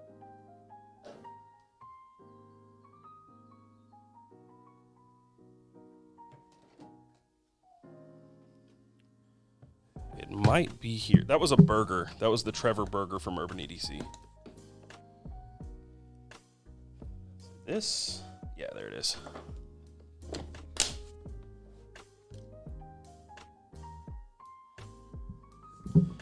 Okay. So this is the Matsi whatever. I don't know.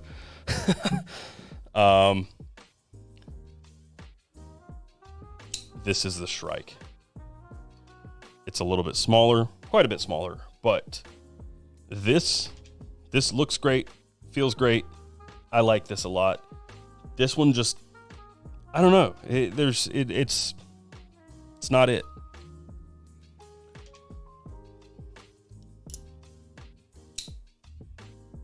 I mean, this feels good in the hand, feels right.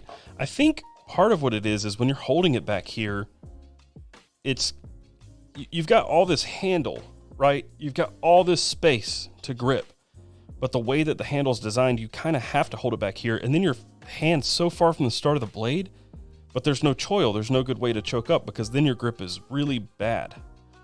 Like, that's not a comfortable grip at all. all design, no substance. I don't even know that. Like it just feels like it's, to me, it feels like a design that was drawn out but never actually held. I'm sure that they held it, but it just doesn't click for me in terms of ergos at all. Meanwhile, this thing feels just right, you know? And it's very Sabenza-esque. It feels good, comfortable. It's a little bit smaller. You once said, not everyone making knives today is a knife maker, and that shows in the knife. Design versus ergos. Ergos for me every time. Wins for me every time. Yeah, I think there are a lot of people who are designing knives who I won't say shouldn't be. That's not what I'm saying here. It's just, I think they can make something that kind of looks good, but doesn't quite check the boxes in terms of functionality or ergonomics. And this would fall in that for me. If I saw this on Instagram, I would just keep scrolling. And then you get it in the hand and it's okay. Tri-State, what's up? I'm just shitting on a design. Yeah, the Shrike is also hollow ground, which is another factor for me. This is flat grind.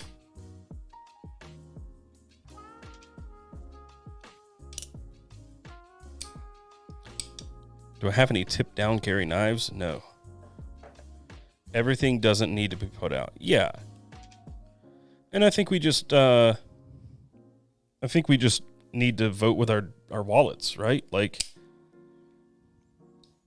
if you like it, then buy it. But for me, this design is okay at best.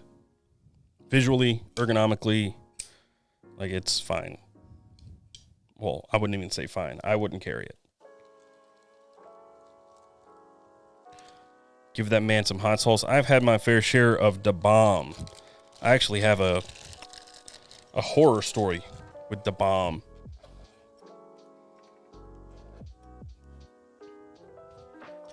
I was at a place called Caltort in Pennsylvania years ago when I lived there. And what happened is they have a wall of flame, all sorts of hot sauces ranked from 0 to 10 plus. And I went straight to 10 plus because I'd been there a bunch and I'd had several of the hot sauces from the 10 plus section. And what happened was I got Da Bomb, and I was expecting it to be kind of thick because a lot of those 10 plus hot sauces are like extracts and they tend to be thicker.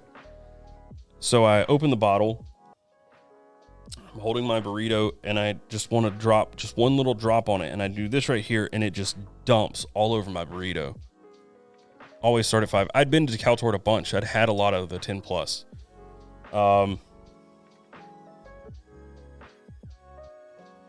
Dang. Still no Leatherman yet. So I dumped way too much of this Da Bomb on Cole's Da Bomb was thick. Well, what I mean by thick is like, I'm talking like something that's almost saucy, not hot sauce. Does that make sense? Like, you have to like kind of shake it out of the bottle to get like a dropout. This kind of poured when I shook it. So it was thick, but it wasn't like as thick as I was expecting. Yes, that's what I mean. A teaspoon of Da Bomb will ruin a week. Yeah, I've dipped a toothpick in it and had people try it at my house and they won't come back. Anyway, I take a bite of this and I immediately start sweating, and my wife, my now wife, we were just dating at the time,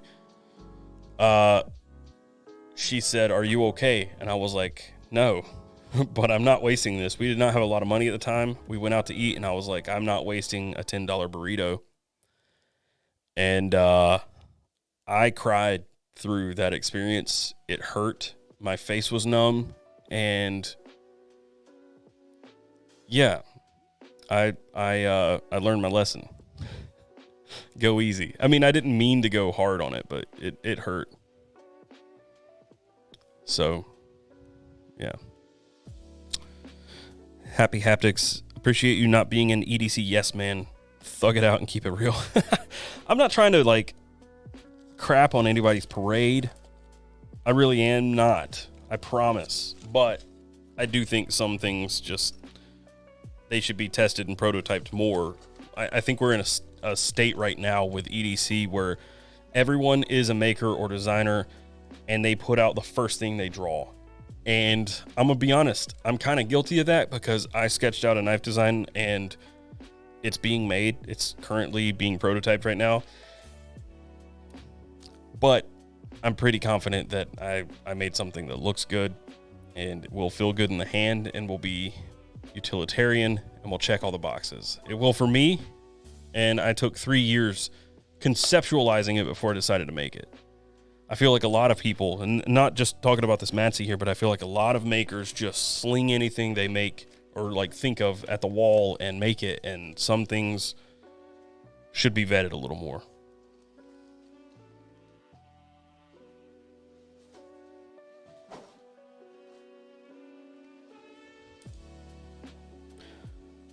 I do not hunt, but I would love to actually learn to hunt, learn the ways.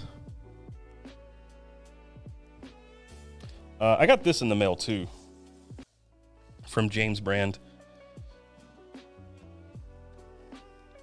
Not sure it's going to be my cup of tea, but we have this very big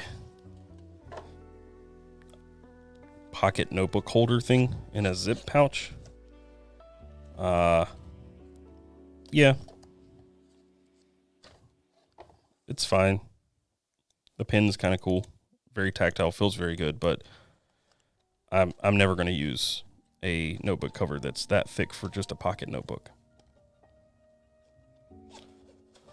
So, it's fine. I don't mean to be dumping on everything here, but like, I'm probably never going to use this, so I will probably give it away. I need to start just giving away stuff. I have so much stuff.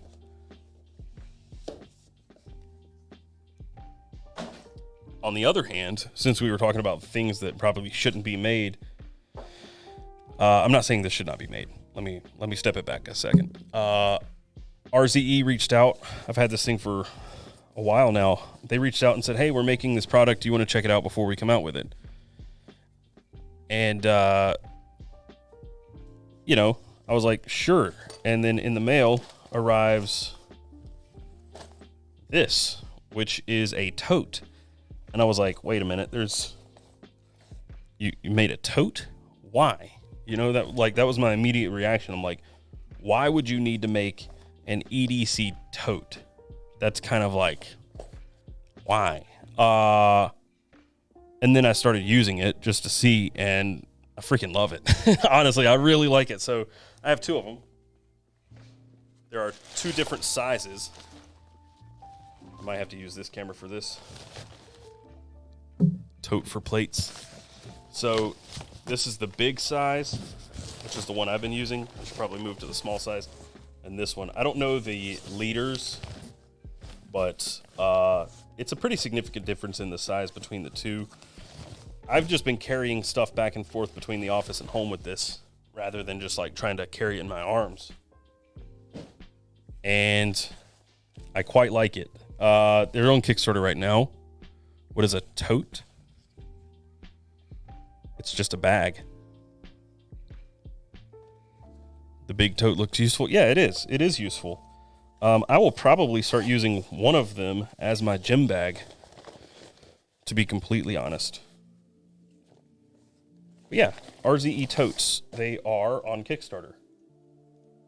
Don't get anything for it. Check it out if you like. A grocery tote, yeah. Tactical grocery tote. But why not a duffel or a backpack? I don't know. You'd have to ask them.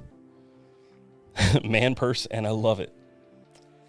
Yeah, I actually like the thing. I thought it was kind of weird, but I actually kind of like it. I don't know why, but I do.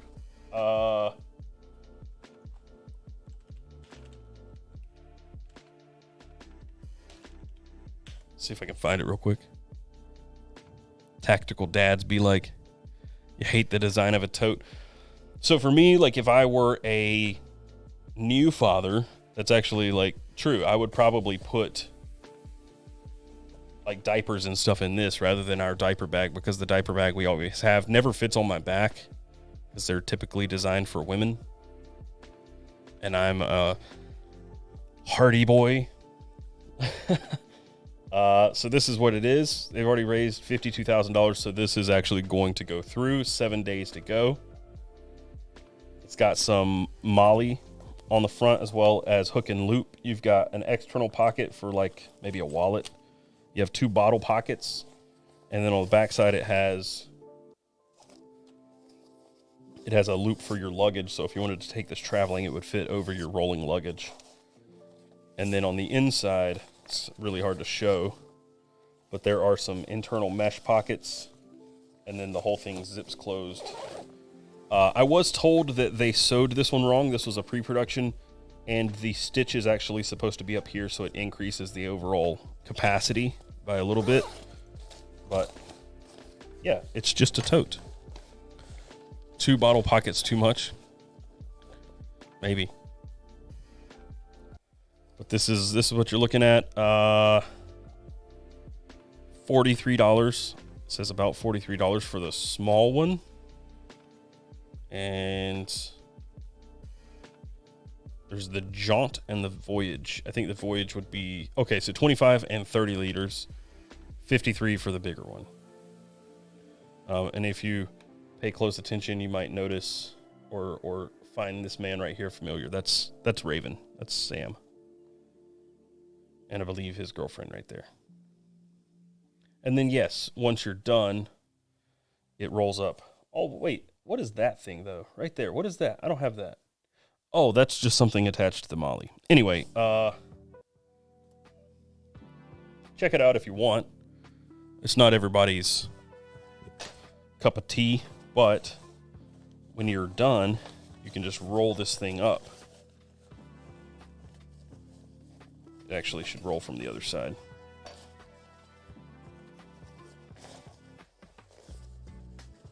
And then you got this little strap right here. It cinches down. So my practical use for this would probably be to leave it in the truck. That's the AI bot and his wife. Yeah, that's exactly right. Pictures are all women. No, Sam was carrying it. So my practical use would be leaving this in the truck under the seat, and then I've got something if I need it. I personally typically use duffels more, but I have not hated this duffel or this tote at all. So yeah, take it for what you will. I don't know that I'll continue to use it, but it is definitely better than I expected. Okay, have we gotten through everything? No. Taylor in black heels with yellow accents. Perfect opportunity to say it isn't everyone's bag, and you missed it. I did. Oh, it's about to get bright in here. Hang on one sec. Sun came out.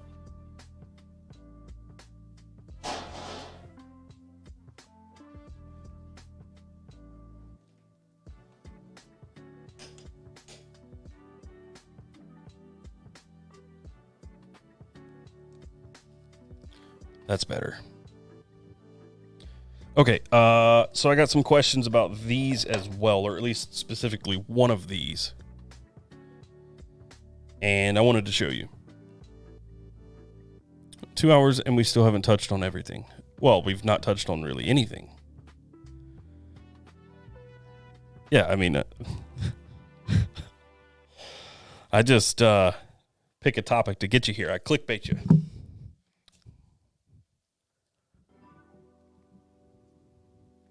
I'm waiting for the none of this matters. I only do that to you for videos you have to edit, Ricky. You're welcome.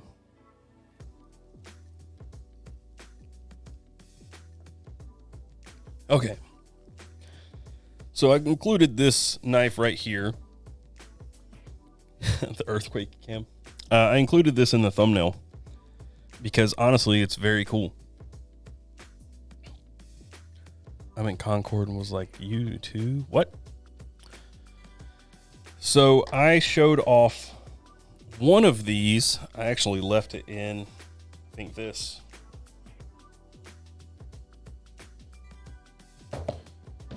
After Blade Show Atlanta. Yeah, it's right here. I got another one somewhere. All right, so this one was the one I got at Blade Show Atlanta. There's no nail nick. Oh, yeah, there is. Holding it backwards. I'm an idiot. The reason I didn't love this is because, well, it's orange and black. It's not really my aesthetic, but also it has a recurve, which I don't want to deal with in just a little slip joint. But I mean, it's kind of on par for Beg. They like their recurves. Love that orange. Okay, WS Taft, we are opposites. But I thought the idea of this was actually pretty cool. More of a modern slip joint. It still has a traditional vibe, but it's got a lot more modern vibes to it. And the price was good. I think they're like 50, 60 bucks, maybe 40. I can't remember. But maybe you want to say VG10 steel or something like that. Maybe Nitro V. I don't know. None of these are out yet, so I don't know the steel. But it's a cool concept, right? Then I saw this one. I was like, wait, that's really cool. Rue needs that orange. She does. Maybe I'll send it to her. But because it's all steel, you can't see any of the hardware, which is really cool. All the pins are the same exact steel as the handles. It's all stainless, and you can't see any of the pins, which is really, really neat. I mean, that's kind of an old trick, but you don't see it much anymore. Elian Sanchez, thank you for the $10. I appreciate you. What knife is that? I don't know. This is the Armory series from Beg, and they're not out. You got a brass shield on this, which is starting to patina already, but I don't really know anything else about it. This one has kind of a, not really a clip point, but more of like a reverse Tonto sort of blade. I don't even know. It's a little in between. It's not Warncliffe. It's not sheep's foot. I mean, I guess that could be sheep's foot. Sort of. Not really. It's modified, whatever. Judging by Ben's poster, it's most close to modified. But it's really cool, right? Like, I really like this. Only thing I'll say about these is that the action, the walk and talk's a little light. So if you like a stiffer spring, might be a little light for you, but they have tuned it, and this one is way light. This one's a little heavier, so they're going in the right direction. 14C28N from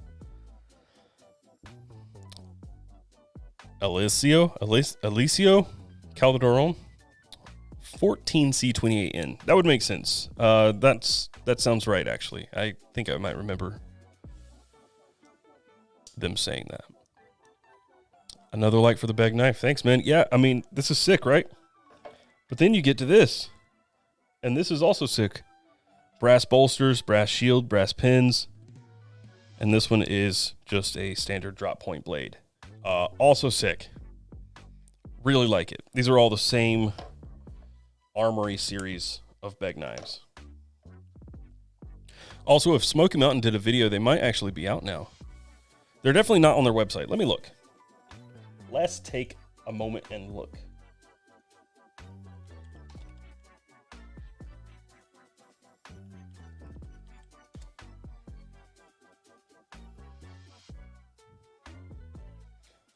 No results for Beg Armory. Let's just search Beg.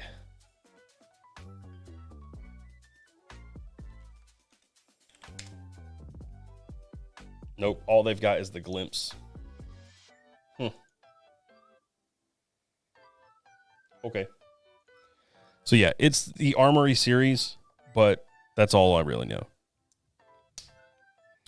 The black with a sheep's foot blade, and I would be sold. Yeah. That'd be a sick combo.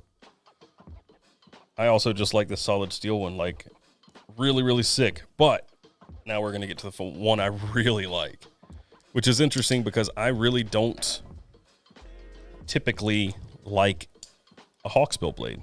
But look at this. Honestly, I think this with the brass would be the one for me. Tell me that's not hot. That's sick. That is sick. And I don't really like hawksbills. But tell me that's not sick. If you tell me that's not sick, you're wrong. Sorry.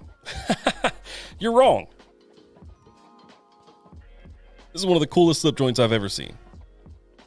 This, with the brass or with the steel, I'd probably carry this shit every single day. I even like it in the black. Now, this one does say Chamblin on the back, and I don't know the significance of that. Maybe it's a collaborative design, because these are all designed by Jared Van Otterloo. All of them have JVO on them. But come on, that's a really cool slip joint.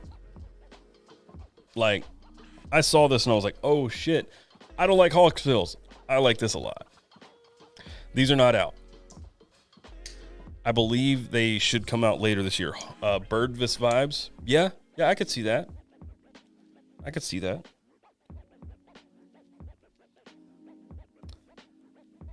Still no stinking Leatherman. Where you at, FedEx? Did I mention earlier that I hate FedEx? Because I hate FedEx. Just says before 8 p.m. They're going to do the same thing they always do. They're going to say before 8 p.m. and then at 7:59 they're going to update it and say attempted delivery, even though they didn't attempt delivery, and then it'll come on Monday, even though I paid for expedited shipping and it was supposed to be here yesterday. I hate FedEx. But yeah, this knife is awesome. Starting at $89.99.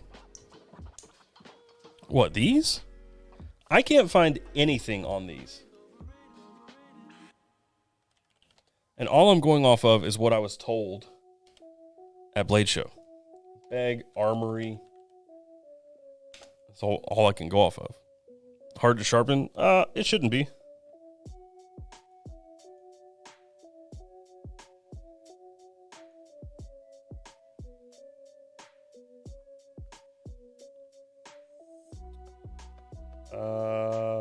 Our knife collections. Let's see.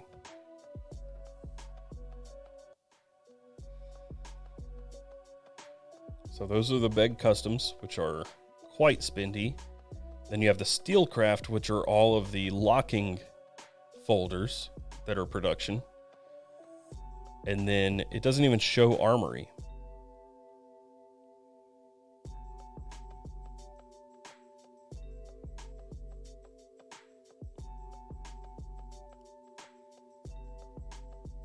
Yeah, and if you search Bag Army, we'll go to Google.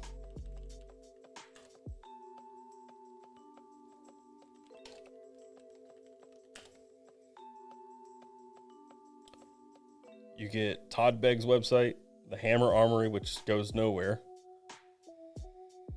There's no info. I guess if you want info, you got to go to Smoky Mountain Knife Works video on them.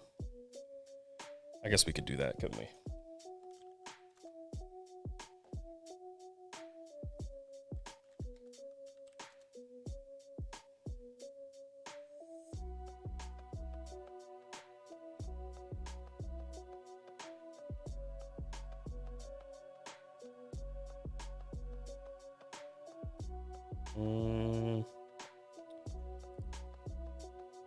They only have 6 knives on the website. Yeah.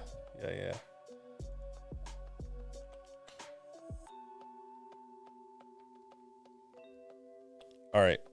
Who said that they've got... It must be in this. Oh, 49 minutes? Come on, TC. What are you doing?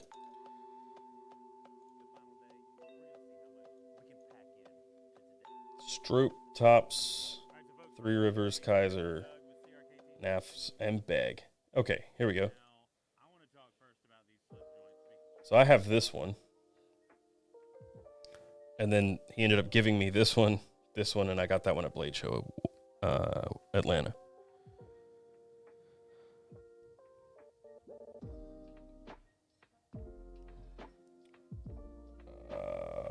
I think I got to turn my own volume up. Can you guys hear this okay? Actually, let me stop the music real quick. Or...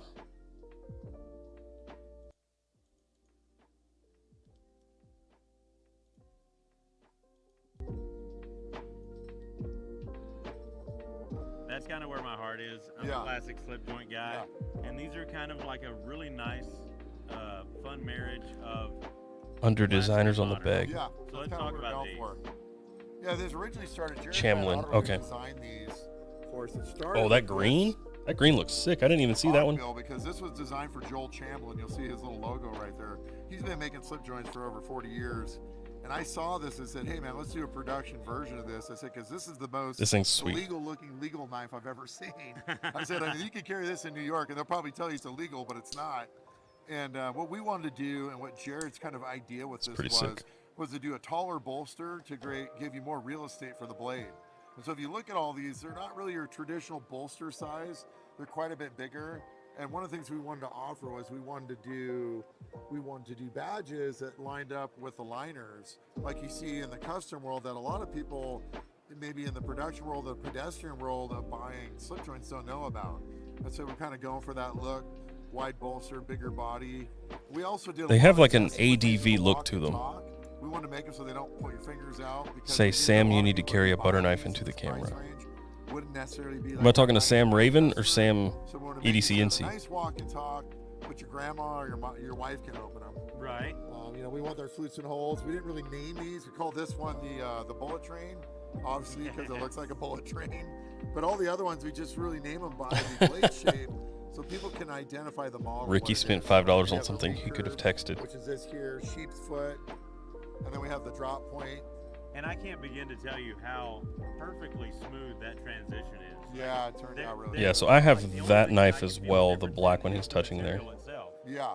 Other than that, I think it's in this cabinet, or maybe it's in that here. is just beautiful. We spent a couple of years on these, kind of fine-tuning them. I mean, to get them in this price point of when they hit the market, you know, after MAP, these are going to sell for $55, $56. The small. That's what I thought. $55, $56. So. And you said with 14C28N. 14C28N on the blades. Yeah, that's correct. Yeah. So we, like I said, it was a long haul to get there. It's not in there. Now let's talk about this little bugger right here. I love this. So. Oh, I got one of those too. Be a flipper, but it's not obtrusive. Here, I'm gonna go grab them. Understated, but it just operates super smooth.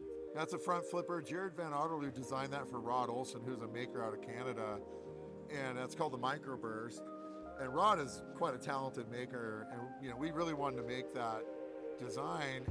And one of the things that was a little bit challenging was trying to figure out how we could get it into, you know, $150, $120 price point. And so we did aluminum frame. We wanted to kind of keep the tradition of how he'd been making it. We're going with a VG10 steel. But the thing I really like about this knife, that's something that Jared explained to me, is that usually if you get a knife this small, it doesn't fit in a big hand like this. And when it does, the reason for the width is so that your hand doesn't get fatigued when using a small knife of this size. Right. So there's a lot of thought behind the width of this knife and why it's like that. But the thing I like is all the different ways you can open it. You can lighter flick it. You know, you can front flip it like that. You can just swing it open with the butt lock. But you also can reverse it like this. And finger flick it like that and just throw it back. It's a fun fidget toy, but it is a very functional knife. So you got some competition. Right? Yeah. And so my favorite, of course, is the lighter flick because it just seems to be so natural. But it's a fun knife, and we're really excited about it. So heck yeah. These will be launching hopefully before Christmas. These will be available. And great design. Rod Olson, incredible maker. Jared Van Otterloo, an incredible designer. Okay.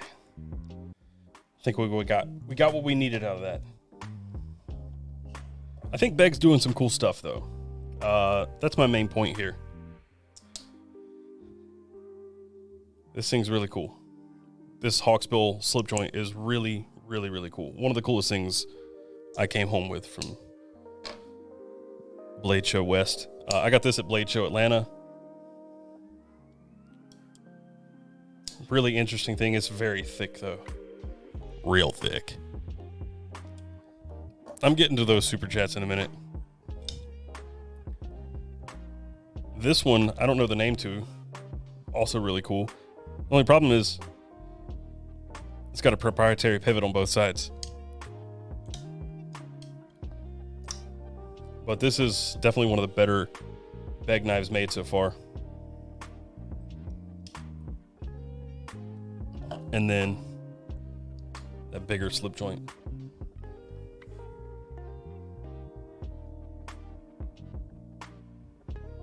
Can you imagine this in that Hawksbill? That'd be gnarly.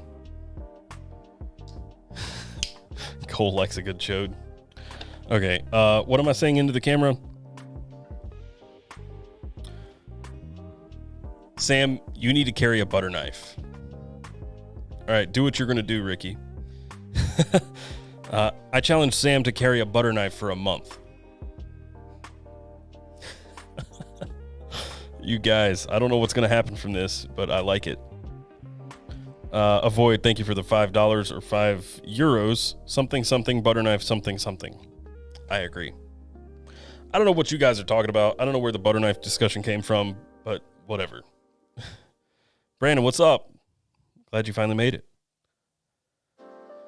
Got to get you on an overland trip, man. Yeah, I agree. Totally agree. What was I going to talk about? What was I doing? Oh, I said that Bag is doing some really cool stuff. What did I do with those bag knives?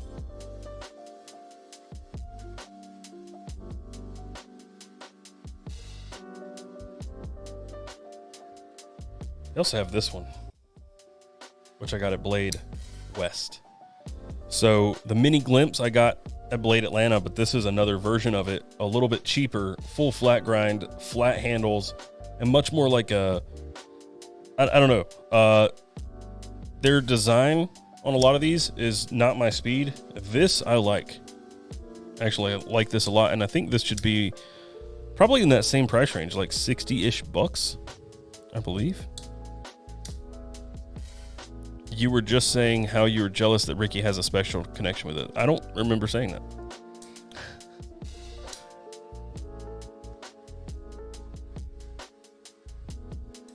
Am I going to be playing COD with Jeremy Sires? Jeremy Sires can't play COD. He's too old. There are age restrictions on that, and he's too old. Yeah, this feels great. This knife is really solid for a company that gets like no recognition for making production knives.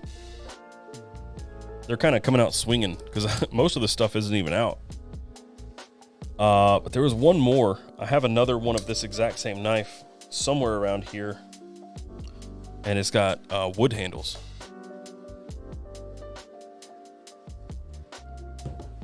Check this thing again. Might be in here.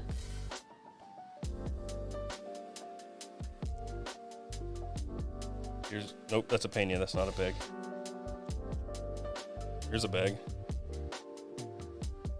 Here's the wooden one.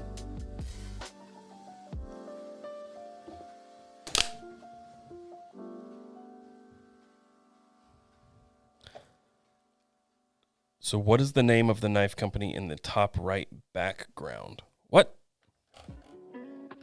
What are you talking about?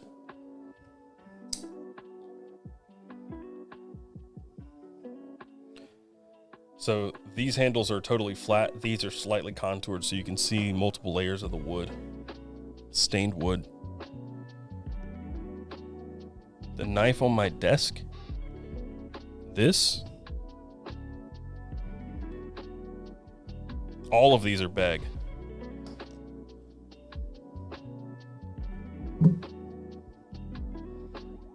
Every single one of these is a bag knife. I got a few more, but I'm not going to grab them.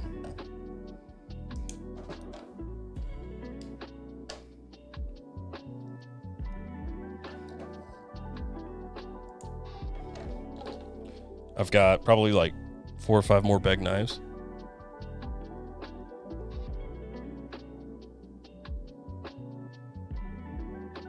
So if you're asking about that one, it's also bag.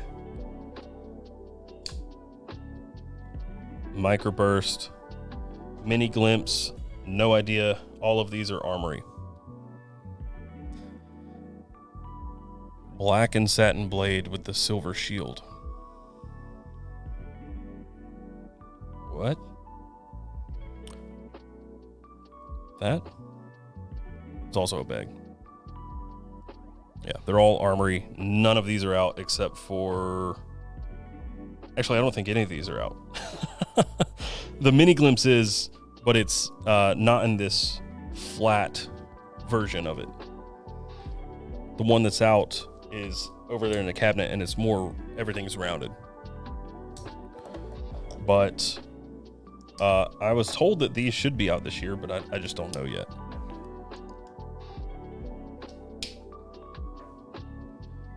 Imagine this knife in this size with wood handles and brass bolsters and shield. We should make that happen. So a nice wood handle, brass shield and bolsters and pins with a hawksbill blade. Yeah, that'd be kind of sick, wouldn't it? All right. Have I gotten a hold of the Lander 2? I have not. All right, I got a lot of knives here that I need to put somewhere.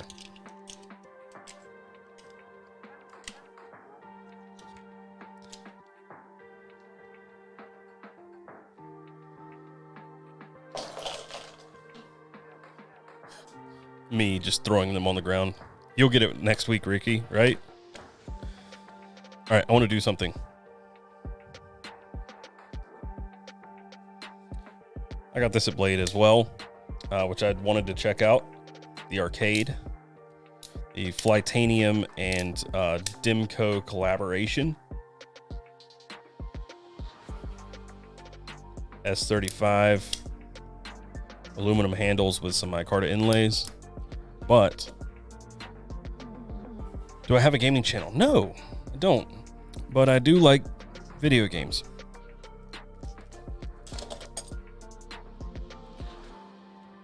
You say Beg is using 14C 28N. Yes. Yeah, but not on all of those. Some of them I know are D2 or VG10. But all of them are, I guess, subject to change because none of them are actually out. All right, let's get... I want to swap these parts. That is not the right size. That is also not the right size. Wow.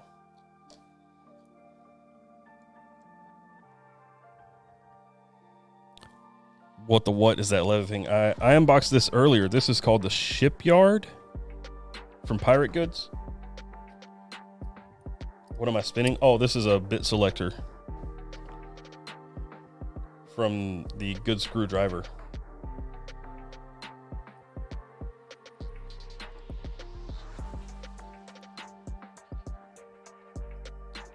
You call that a knife? I mean, I don't. Somebody else does. I call it whatever they tell me to call it.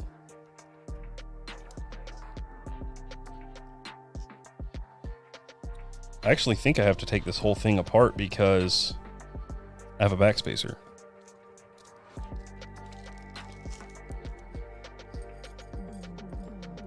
I have brass inlays to put on it and a brass backspacer.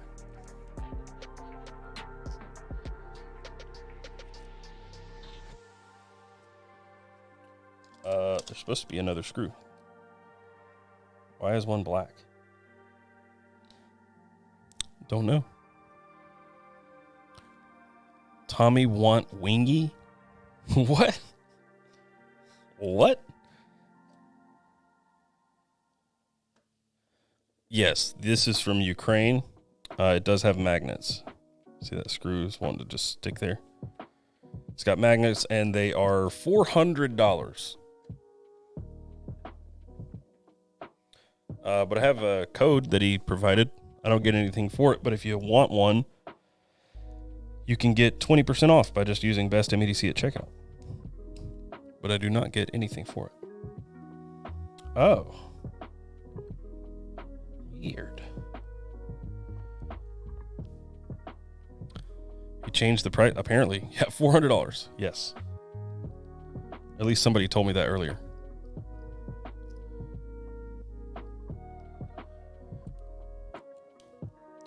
So those screws have to be for the clip, but I don't understand why I got one black and one silver screw. The leather tray is $400. Yes. That is similar to the reaction I had, although I would say mine was a little bit less excited.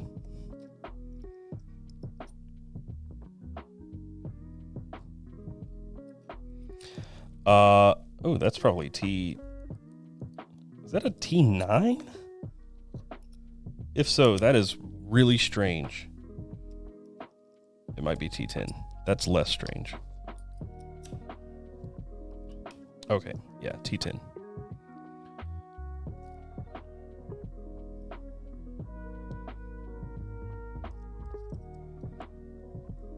Okay. So this piece has to come off.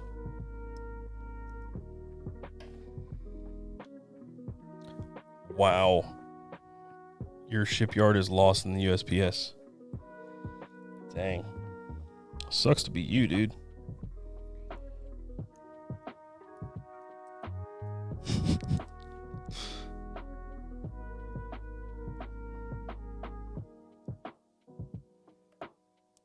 Let me check and see if FedEx is here yet. Nope. Damn it, FedEx. I just want my Leatherman already. Okay? FedEx is the worst. Okay, so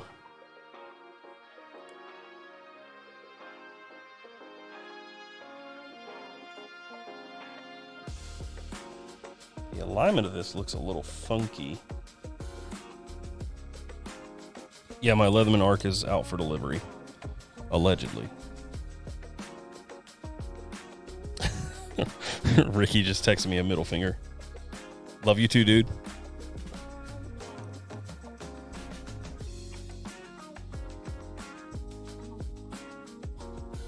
Why do I only have 3 screws?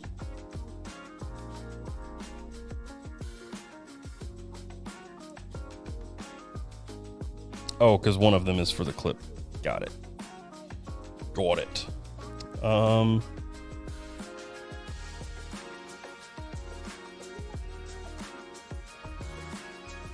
should do a review on the Arc.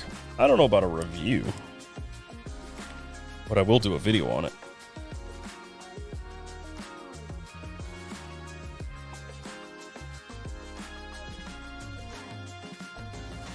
Actually, didn't need to take that pivot out, did I? Yeah, I did. Never mind. Ignore me.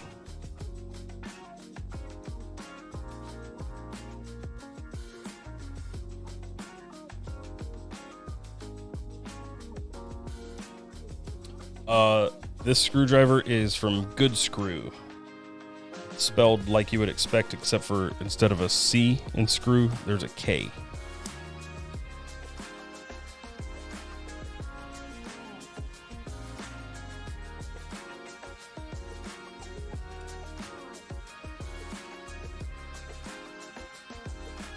Wow. What am I doing? Why do I have that out?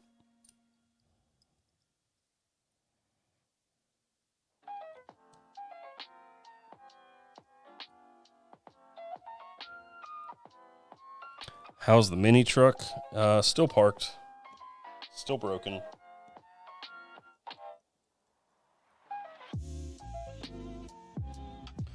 Companies with puns? Is that a pun?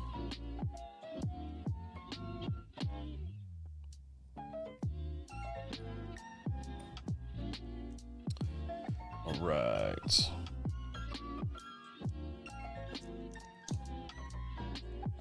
This is the arcade, correct? Yes.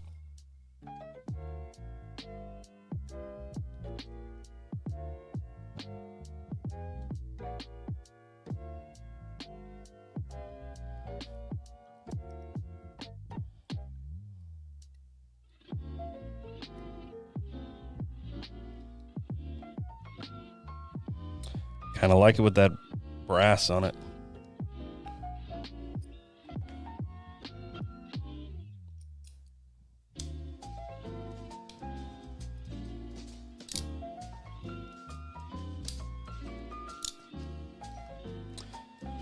All right, now I got to figure out, one of these screws is supposed to be longer now, and I think it's going to be this one, but I don't know. That's why it comes with a spare screw.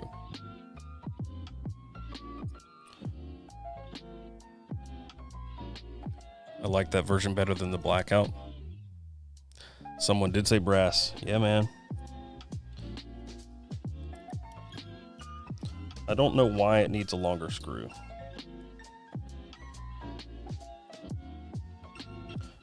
I don't think both of them have to be longer. I don't know.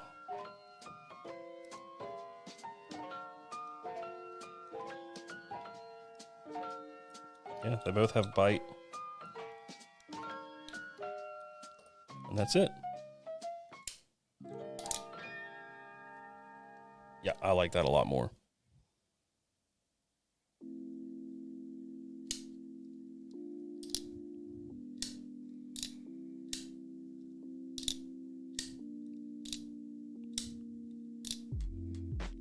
I dig it. I dig it a lot. And then we have a backspacer in there now too. It would have been cool to see the backspacer come up, but I think it has to, yeah, it has to clear that. So, never mind. Did I sell all my sticker packs? I don't know.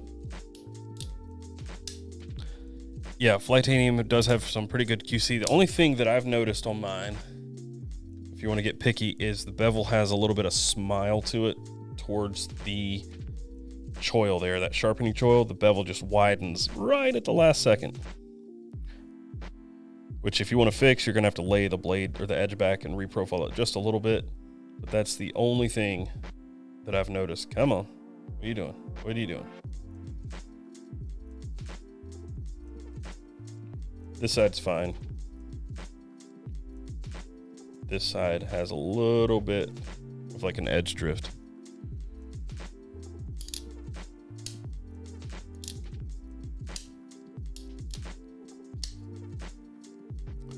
It honestly feels better with the brass in it too. It's got some heft to it now that it didn't have, because it being all aluminum and micarta was really lightweight. So if you like a little more heft, you can put some brass on it. I just wanted it to match that stud, and the backspacer just makes it kind of look a little bit nicer. I dig it. Special weather statement. Looks pretty normal outside. Apparently it's not.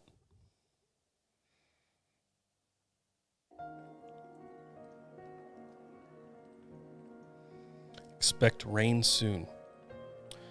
Do I like it better than the AD 20.5? Yes. I didn't actually really like the AD 20.5 a lot. I felt like the design was off on it. Both the shark's foot and the drop point, they just, having the hole and the thumb stud, it just didn't look right to me. And I felt like the blade looked a little small for the handle on both of them. I like the outside scale inlay trend with no external or internal milling. Yeah, it's definitely lightweight. They are going to have titanium scale replacements. They had them at the show as a prototype. So if you want something that'll be a little bit more durable than the aluminum, you can do that. But I've really never had any issues with aluminum.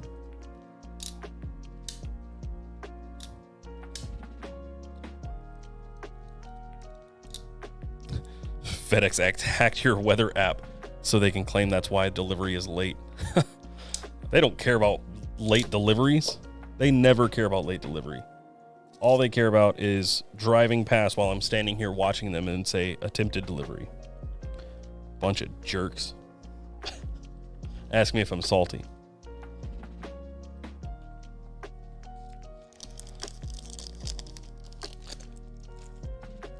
Yeah, I like this even more now, for sure. And I've been waiting to put these scales on it until this live stream. They don't even put a sticker on the door anymore? No. Yeah, I'm salty. Do you know how many times they've done that to me? Enough, I'll tell you that. Definitely enough times.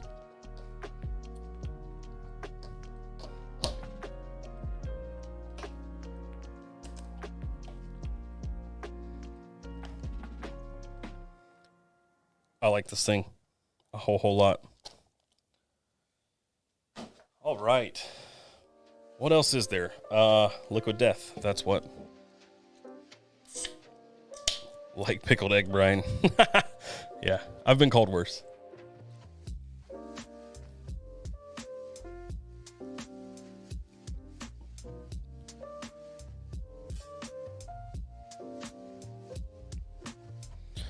FedEx is still not DHL bad.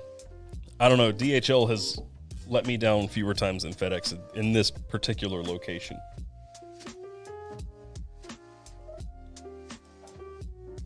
So I want to show you guys kind of the extent of the problem right now.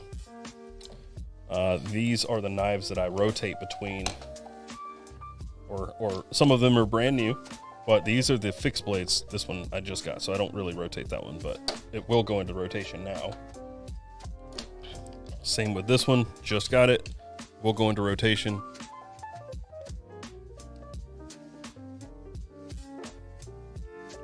I don't know if I'll actually EDC this one, but I will be using it. I want to find a clip for this one.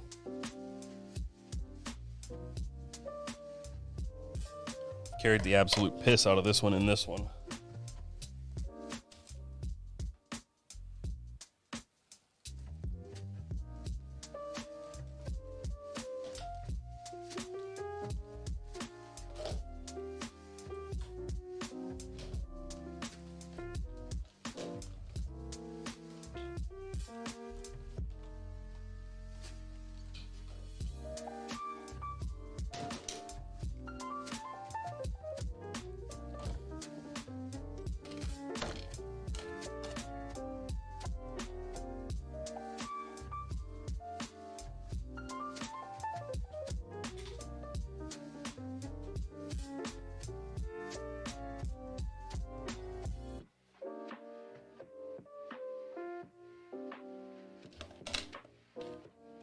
And I don't even know where my primitive wicket is.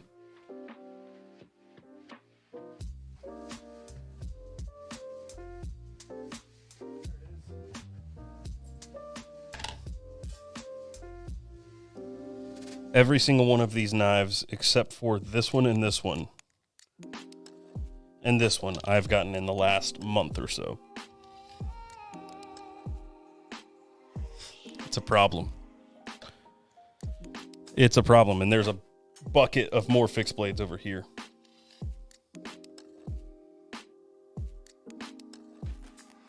Yeah. I don't even know what to do with this anymore.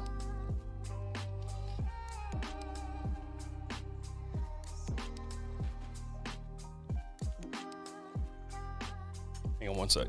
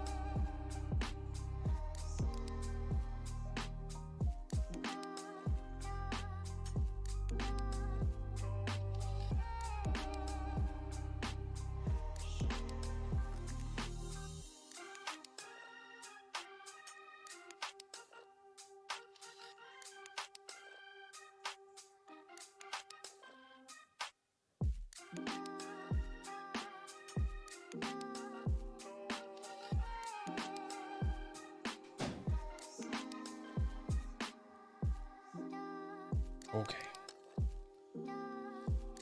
I thought I heard somebody knock on my door, but I didn't.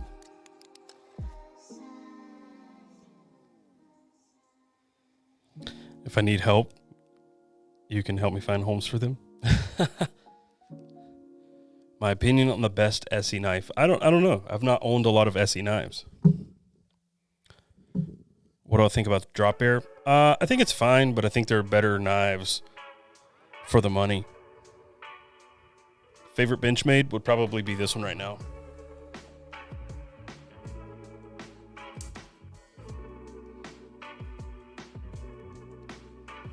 Mini Adamas Magna Cut FDE accents and marble carbon fiber. It's quite nice.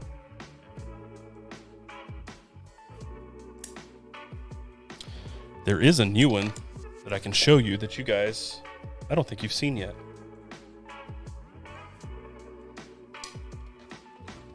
So this is a new bailout that's coming out maybe next week. I was told I could share it. You got some really dark, it's not quite black. You got some really dark accents in the thumb stud and in that little back spacer with a glass breaker in it, and the rest is all black. I like that it's not totally blacked out. It's still M4 steel, by the way.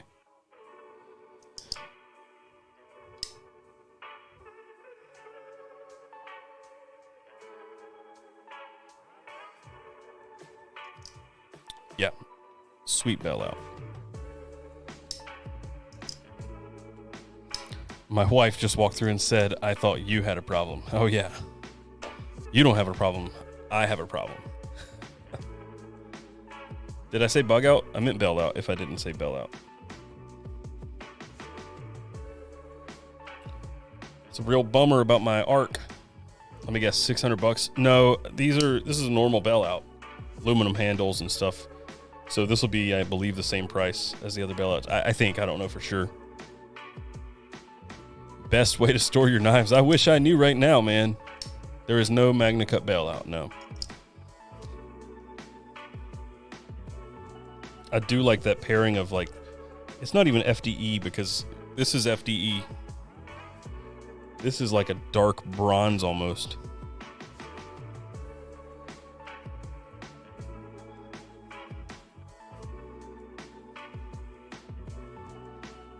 Look at this. People don't get it. I carried this knife one time, maybe twice, and I almost bent the clip on it. It's just my specialty, you know? Best storage method is a disorganized pile. Yeah, well, it's mine. I wish there was mag on the TI variant. Yeah, that seems weird to me that they would make a $600 bailout with titanium handles and not put Magna Cut on it. Seems really strange.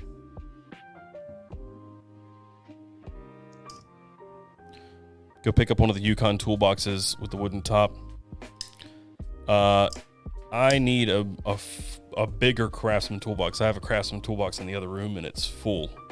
And then I have like a vintage hardware store knife display case right here. I have 2 Pelicans. I have about 3 or 4 knife rolls and they're all full. So I need something bigger. Love my mini Adamas too. Wish it were full size. I have a full-sized auto Adamas and I prefer the mini size.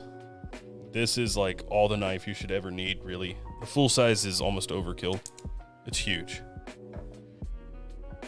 That's just the going rate for TI according to Benchmade. Lulu, yes, the Lulu is awesome. The Lulu is really awesome, honestly.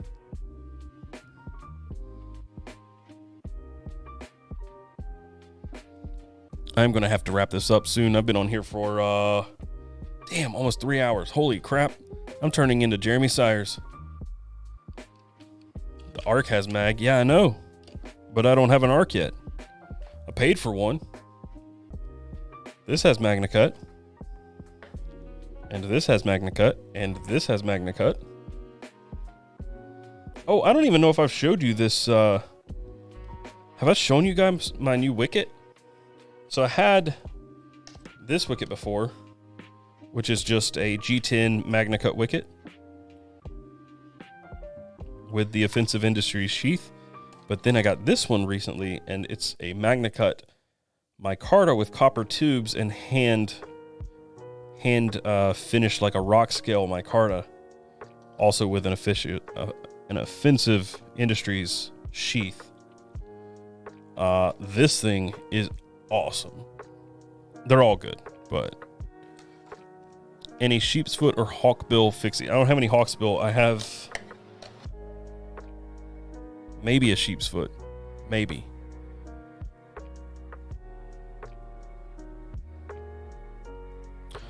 All right, got a question.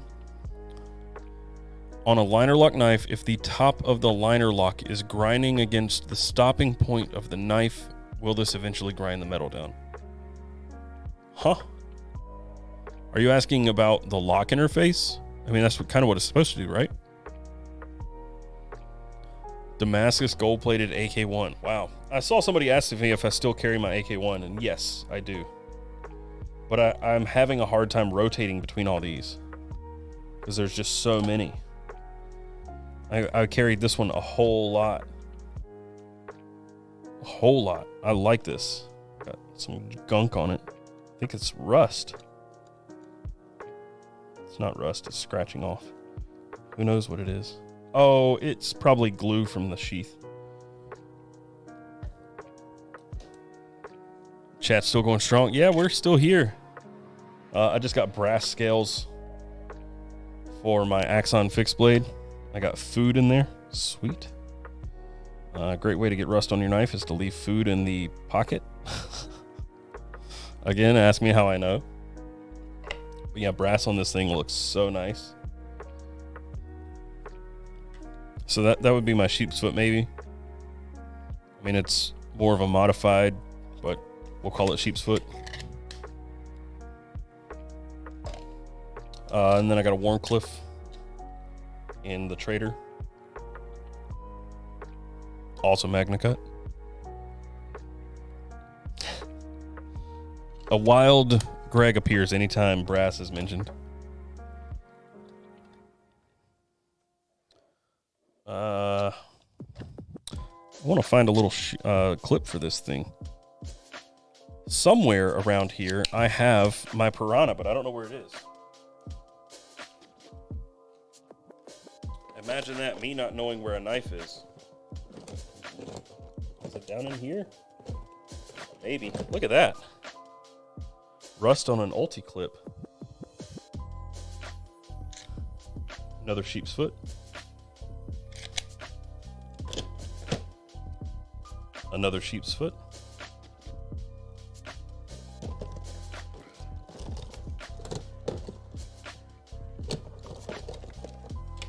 Where is my Piranha? Here's the bull trout we were talking about earlier.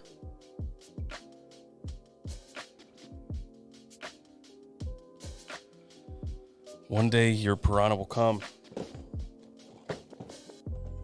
Sounds like a really weird prophecy. I genuinely don't know what happened to my Piranha.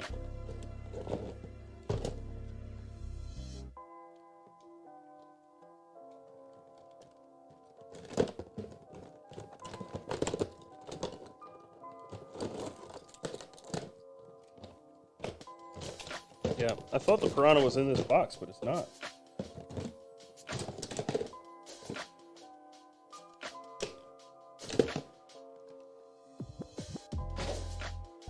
Now that's one I would agree that or blame Ricky for stealing. I would bet Ricky would steal the Piranha. I don't know what happened to it. The black handled knife in the middle is the Big Idea Design Lookout, handmade in America.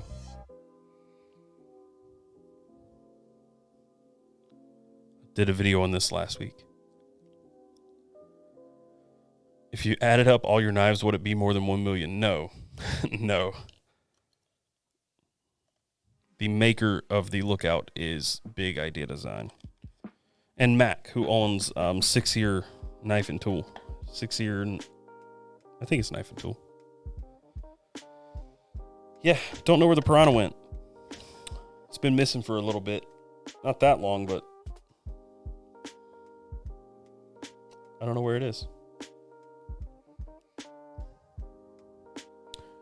Where did I get my AK-1 with a false edge? This was given to me by Yannick, who owns it at Blade Show Atlanta last year. This is a Kramer regrind. So it's just a big swedge there.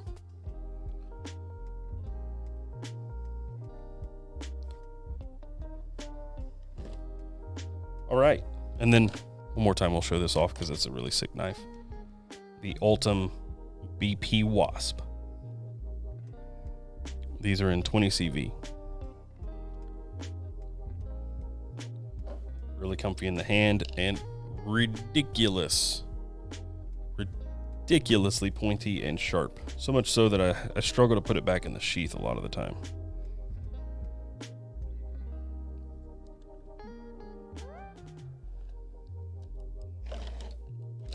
All right. A lot of knives.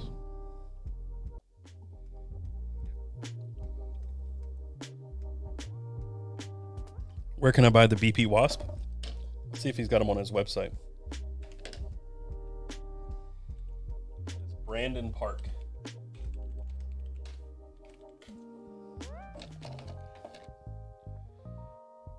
Alien-like Wasp, USM Alumna's Wasp Research.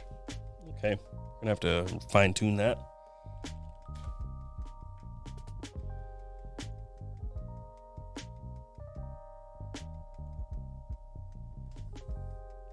See if he's got a website. Just a YouTube video linked.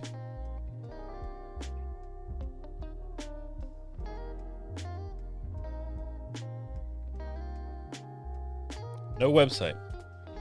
He is just BP_custom_knives on Instagram. Full-time artist.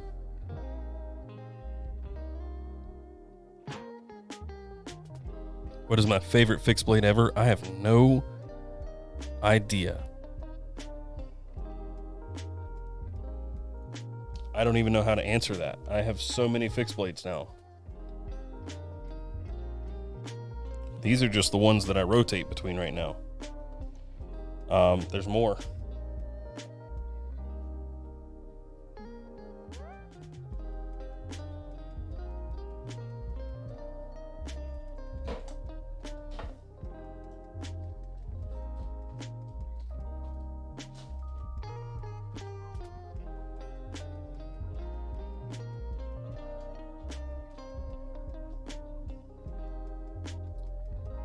Found the piranha. There it is. I was thinking this is kind of piranha-like. They're a little different, but got some similarities. This one's got some rust on that bevel.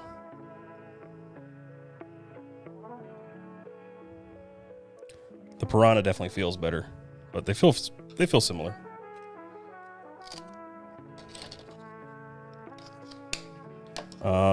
I got this, which is a Warlander knife, a little bushcraft knife I got last year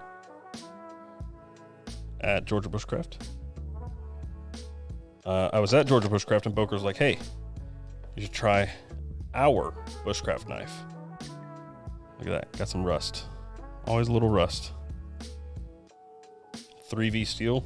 This thing's a freaking tank. Some TCal knives.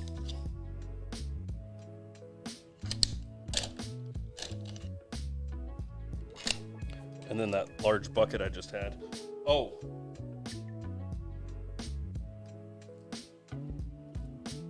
Here it is. Since we talked so much about bag, they finally gave me a sheath for my alligator.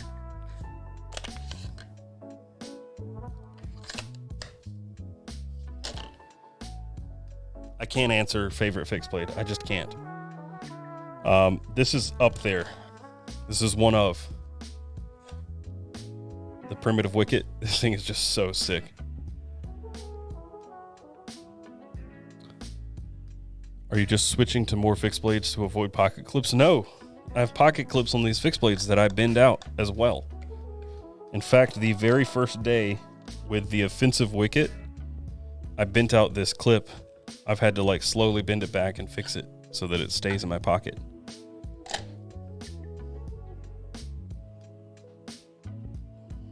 Some more knives, fixed blades. BMKT Custom Ember. This thing's sick. And then there's a production BMKT in here too. Somewhere. Right there. There's a production of a similar knife. It's the EDC one. I bought an EDC 1 custom and ended up selling it because I actually liked the production a lot, and I had this Ember. There's a Bradford Guardian.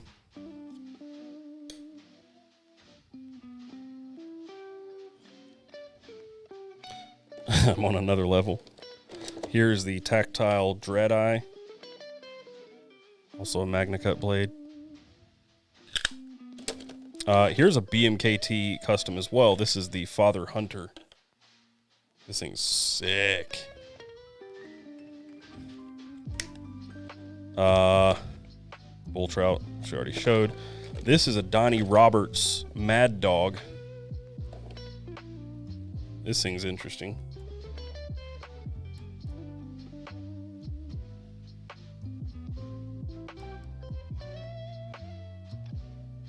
Look at that.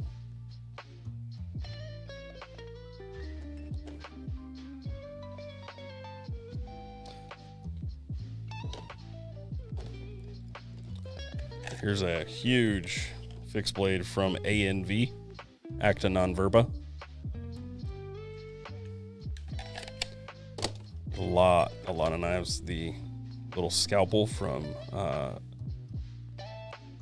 Griffin Co. I really have a problem with fixed blades.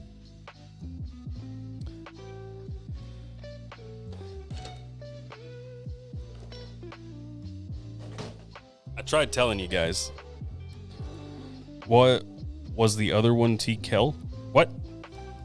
Hey, Bo, by the way. Miss you, dude. Happy to see you in here. These are the 3 T. Kel knives that I have. Were they at Blade Show West?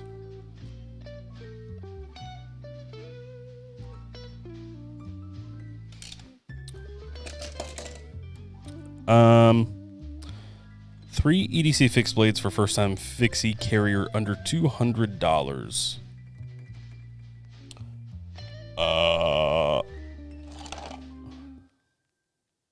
Probably one of these two. A Wicket, because it's sick and small.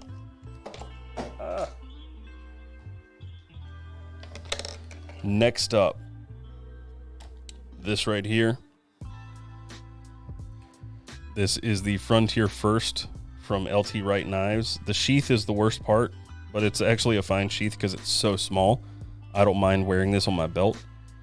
Really, really nice. And these are under 200. I don't know exactly how much they are, but I want to say, like, depending on the blade steel you can get them as low as like $90, I think. This one is Magna Cut, and it was actually closer to $2. And maybe wait on this.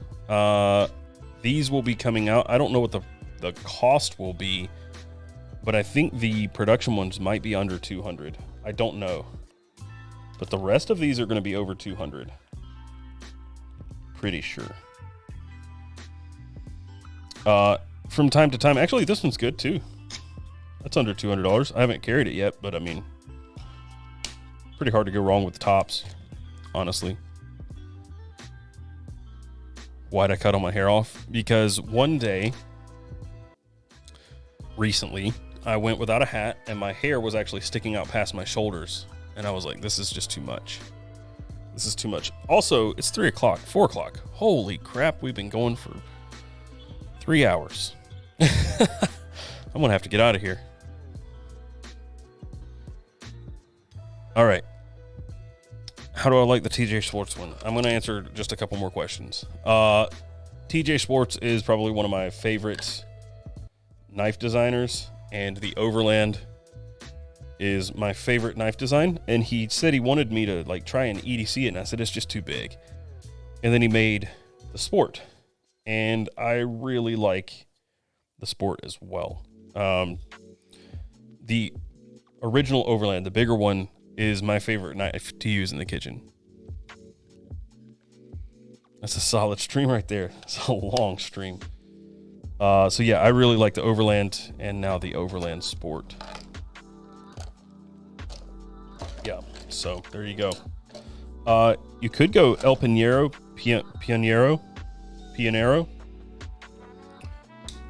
because this one was also under $200. stout AF, and it comes with a pocket clip. So you could go with this.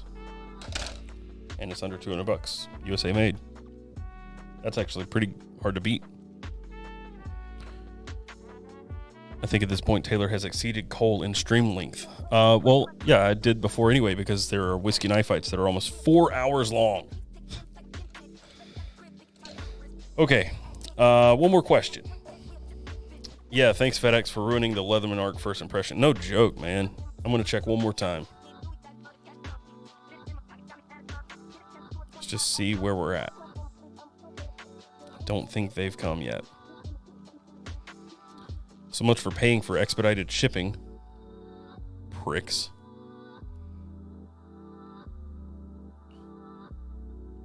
No cigar. I tried, man. I really tried.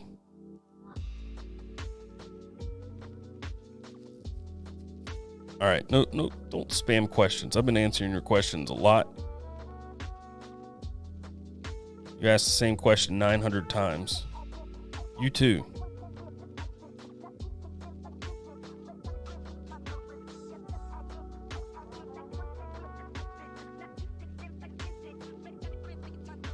Calm down. Calm down. I'd be getting a refund on that shipping. Yeah, for real. They printed the shipping label and let it sit there for 6 hours and didn't actually fulfill it and didn't drop it off. And now I've wasted my money on expedited shipping. What's that knife? I'm going to put you in timeout too, Ricky.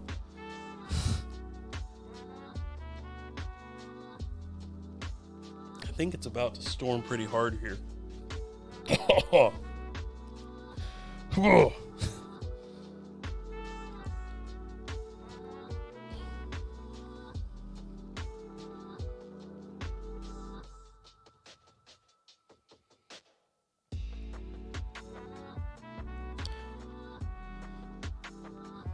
Oh yeah, it's about to downpour.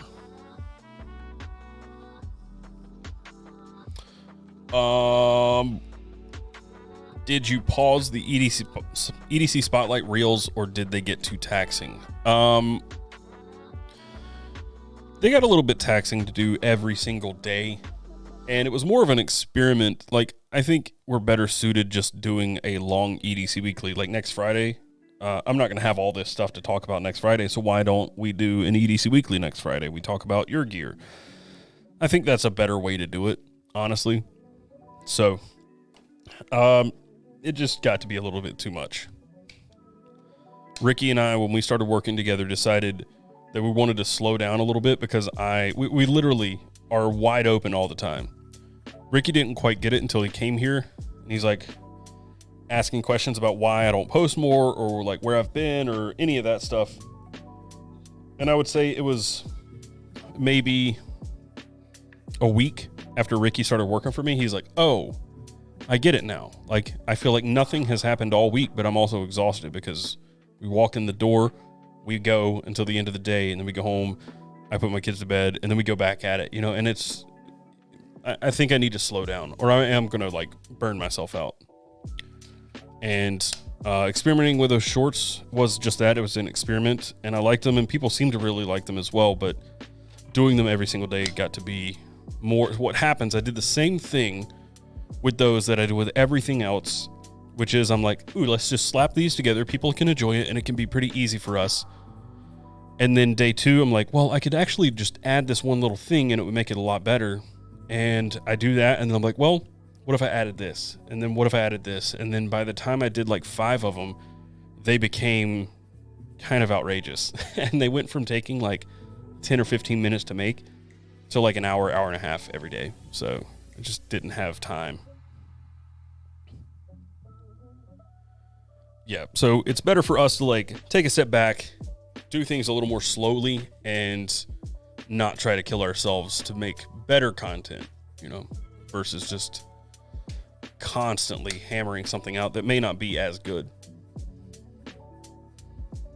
So I'd like to do something with that, but I just don't know if it's feasible to do them every day. In fact, I actually know it's not feasible. Just got an email from Wazoo that crap bags sold out. Nice.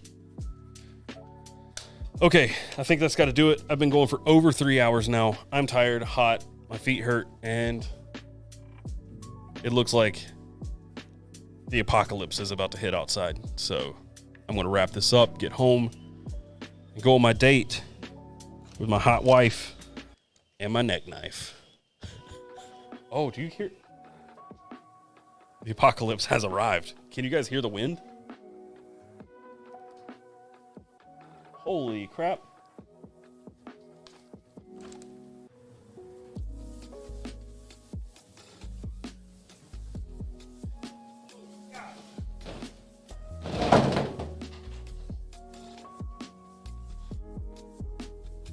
Oh my God. Did you guys see that? Hang on.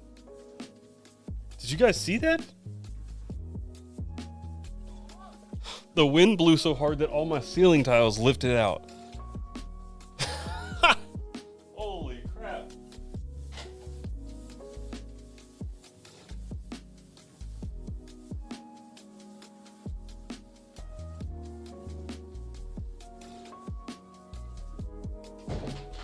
Wow.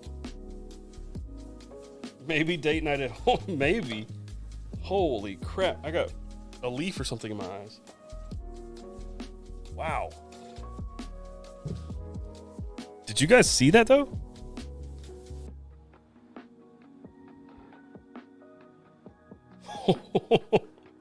That was insane. A bunch of leaves flew in here too. Wow. You heard it? That was crazy. Okay. I kind of want to try it again. Wind's back up. Hang on. I'm dumb.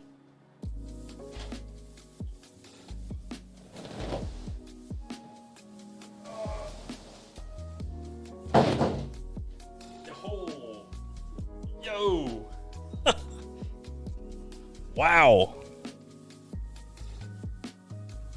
Was I standing the whole time? Oh, yeah. Yeah. I don't sit down. Yeah, so that's intense. And it's about to get a lot more intense, apparently. Trees outside are going crazy. So I'm going to wrap up and go home. See you guys. It is getting dark. Yeah. It got dark outside real fast. Thank you guys for hanging out so much. I was a little worried that you guys wouldn't know I was going to be here because I've been gone for 3 weeks, but we're back, and hopefully we'll be back every Friday except for when I'm gone. I've got some travel coming up as well again.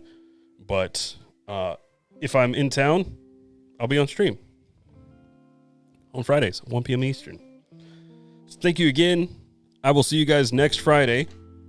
We'll do like an EDC weekly kind of thing. So go to edcw.co and submit. It's in the description. I'll also put it right here.